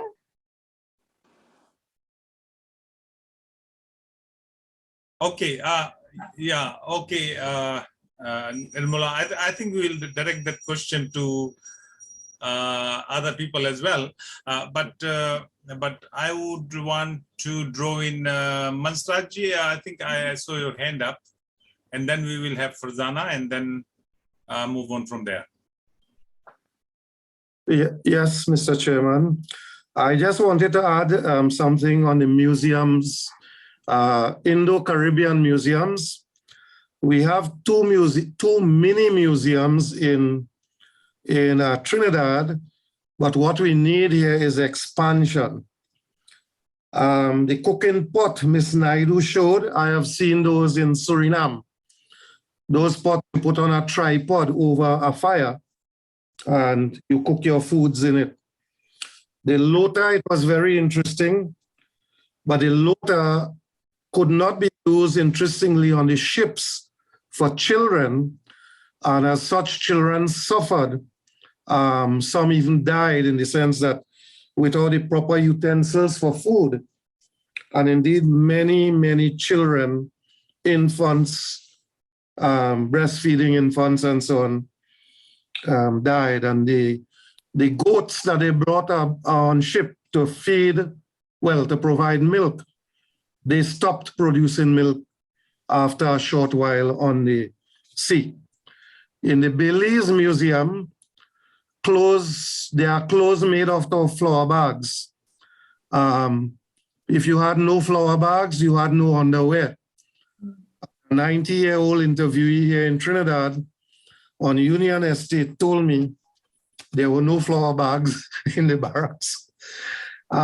In Fiji, I also saw the San Giovanni plant, well remembered and well told in the story of the Ramayana. I am not sure if it is the actual plant, but in Trinidad, we call it the wonder of the world. Where are the artifacts to be found? In two places: personal possessions, and we have several swords in Trinidad brought from India by the indentured servants.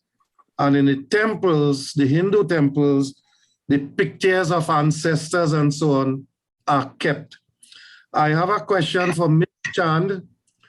The dantal, which we call the instrument, which is a piece of a steel rod, and you beat it with something shaped like a horseshoe, that has been not answered in many conferences in the Caribbean. Do you call it a dantal, and did it originate from India, or did it originate in Fiji? We have not answered that question yet. Conference to conference. Ms. Chand? Is it for Asha? Yes. The dantal, we call it the dantal. Yes, look, I had that on display at the exhibit, the Chutney Generations exhibit. I think it has originated from India and still being used in Sydney. We have what we call Ramayana Mandalis in Sydney, and any mandali that you go to, the dantal is used when the Ramayana is recited. So it has, it's a very important part of, I think, the Indian or Fiji Indian heritage.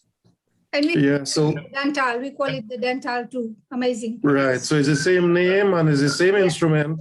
Yep. And it's used in what we call classical singing, which is We had Indian singing, Bhojpuri singing. Yeah. And it is used in the temples. I haven't seen it being used in temples here as such. Yeah. Definitely seen it being used at the Ramayana by the Ramayana Mandalis during the Ramayana recital. Yeah. Okay. Thank you very much. Thank you so much. Farzana, please go ahead. So I think mine is not really a question, but more a comment. And I think this comment reflects what everyone has said in the chat box. And that is for Makareta. Makareta, Vinaka Vakalevu, for your work.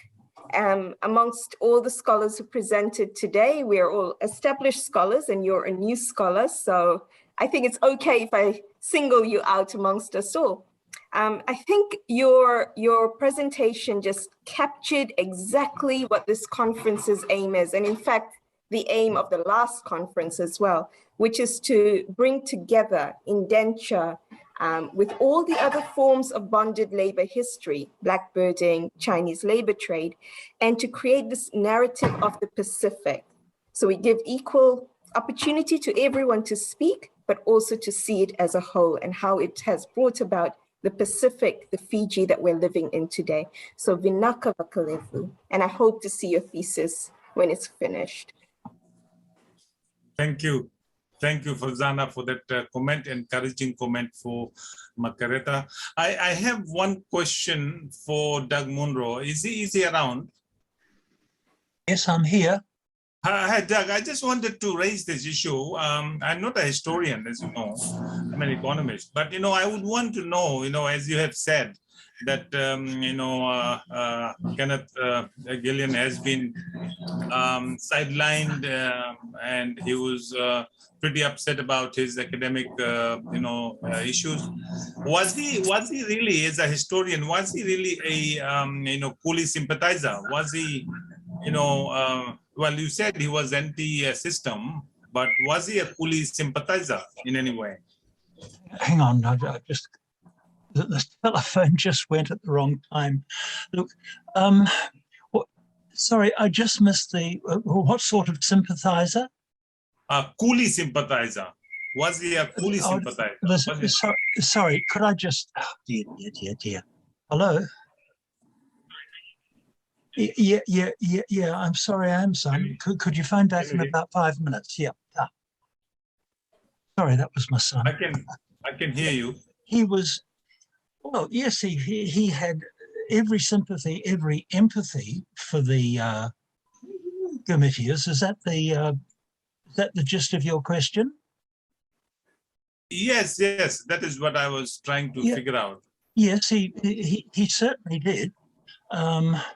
He was also, as I said, into a fair degree of quantification, which was, which might seem impersonal, but when it came to try to getting, not so much inside the lives of the Gomitias, because the records weren't there. There's only one account by a Gomitia in Fiji that we know of, and that's Baytoram Sanadaya's, my 20 years in Fiji.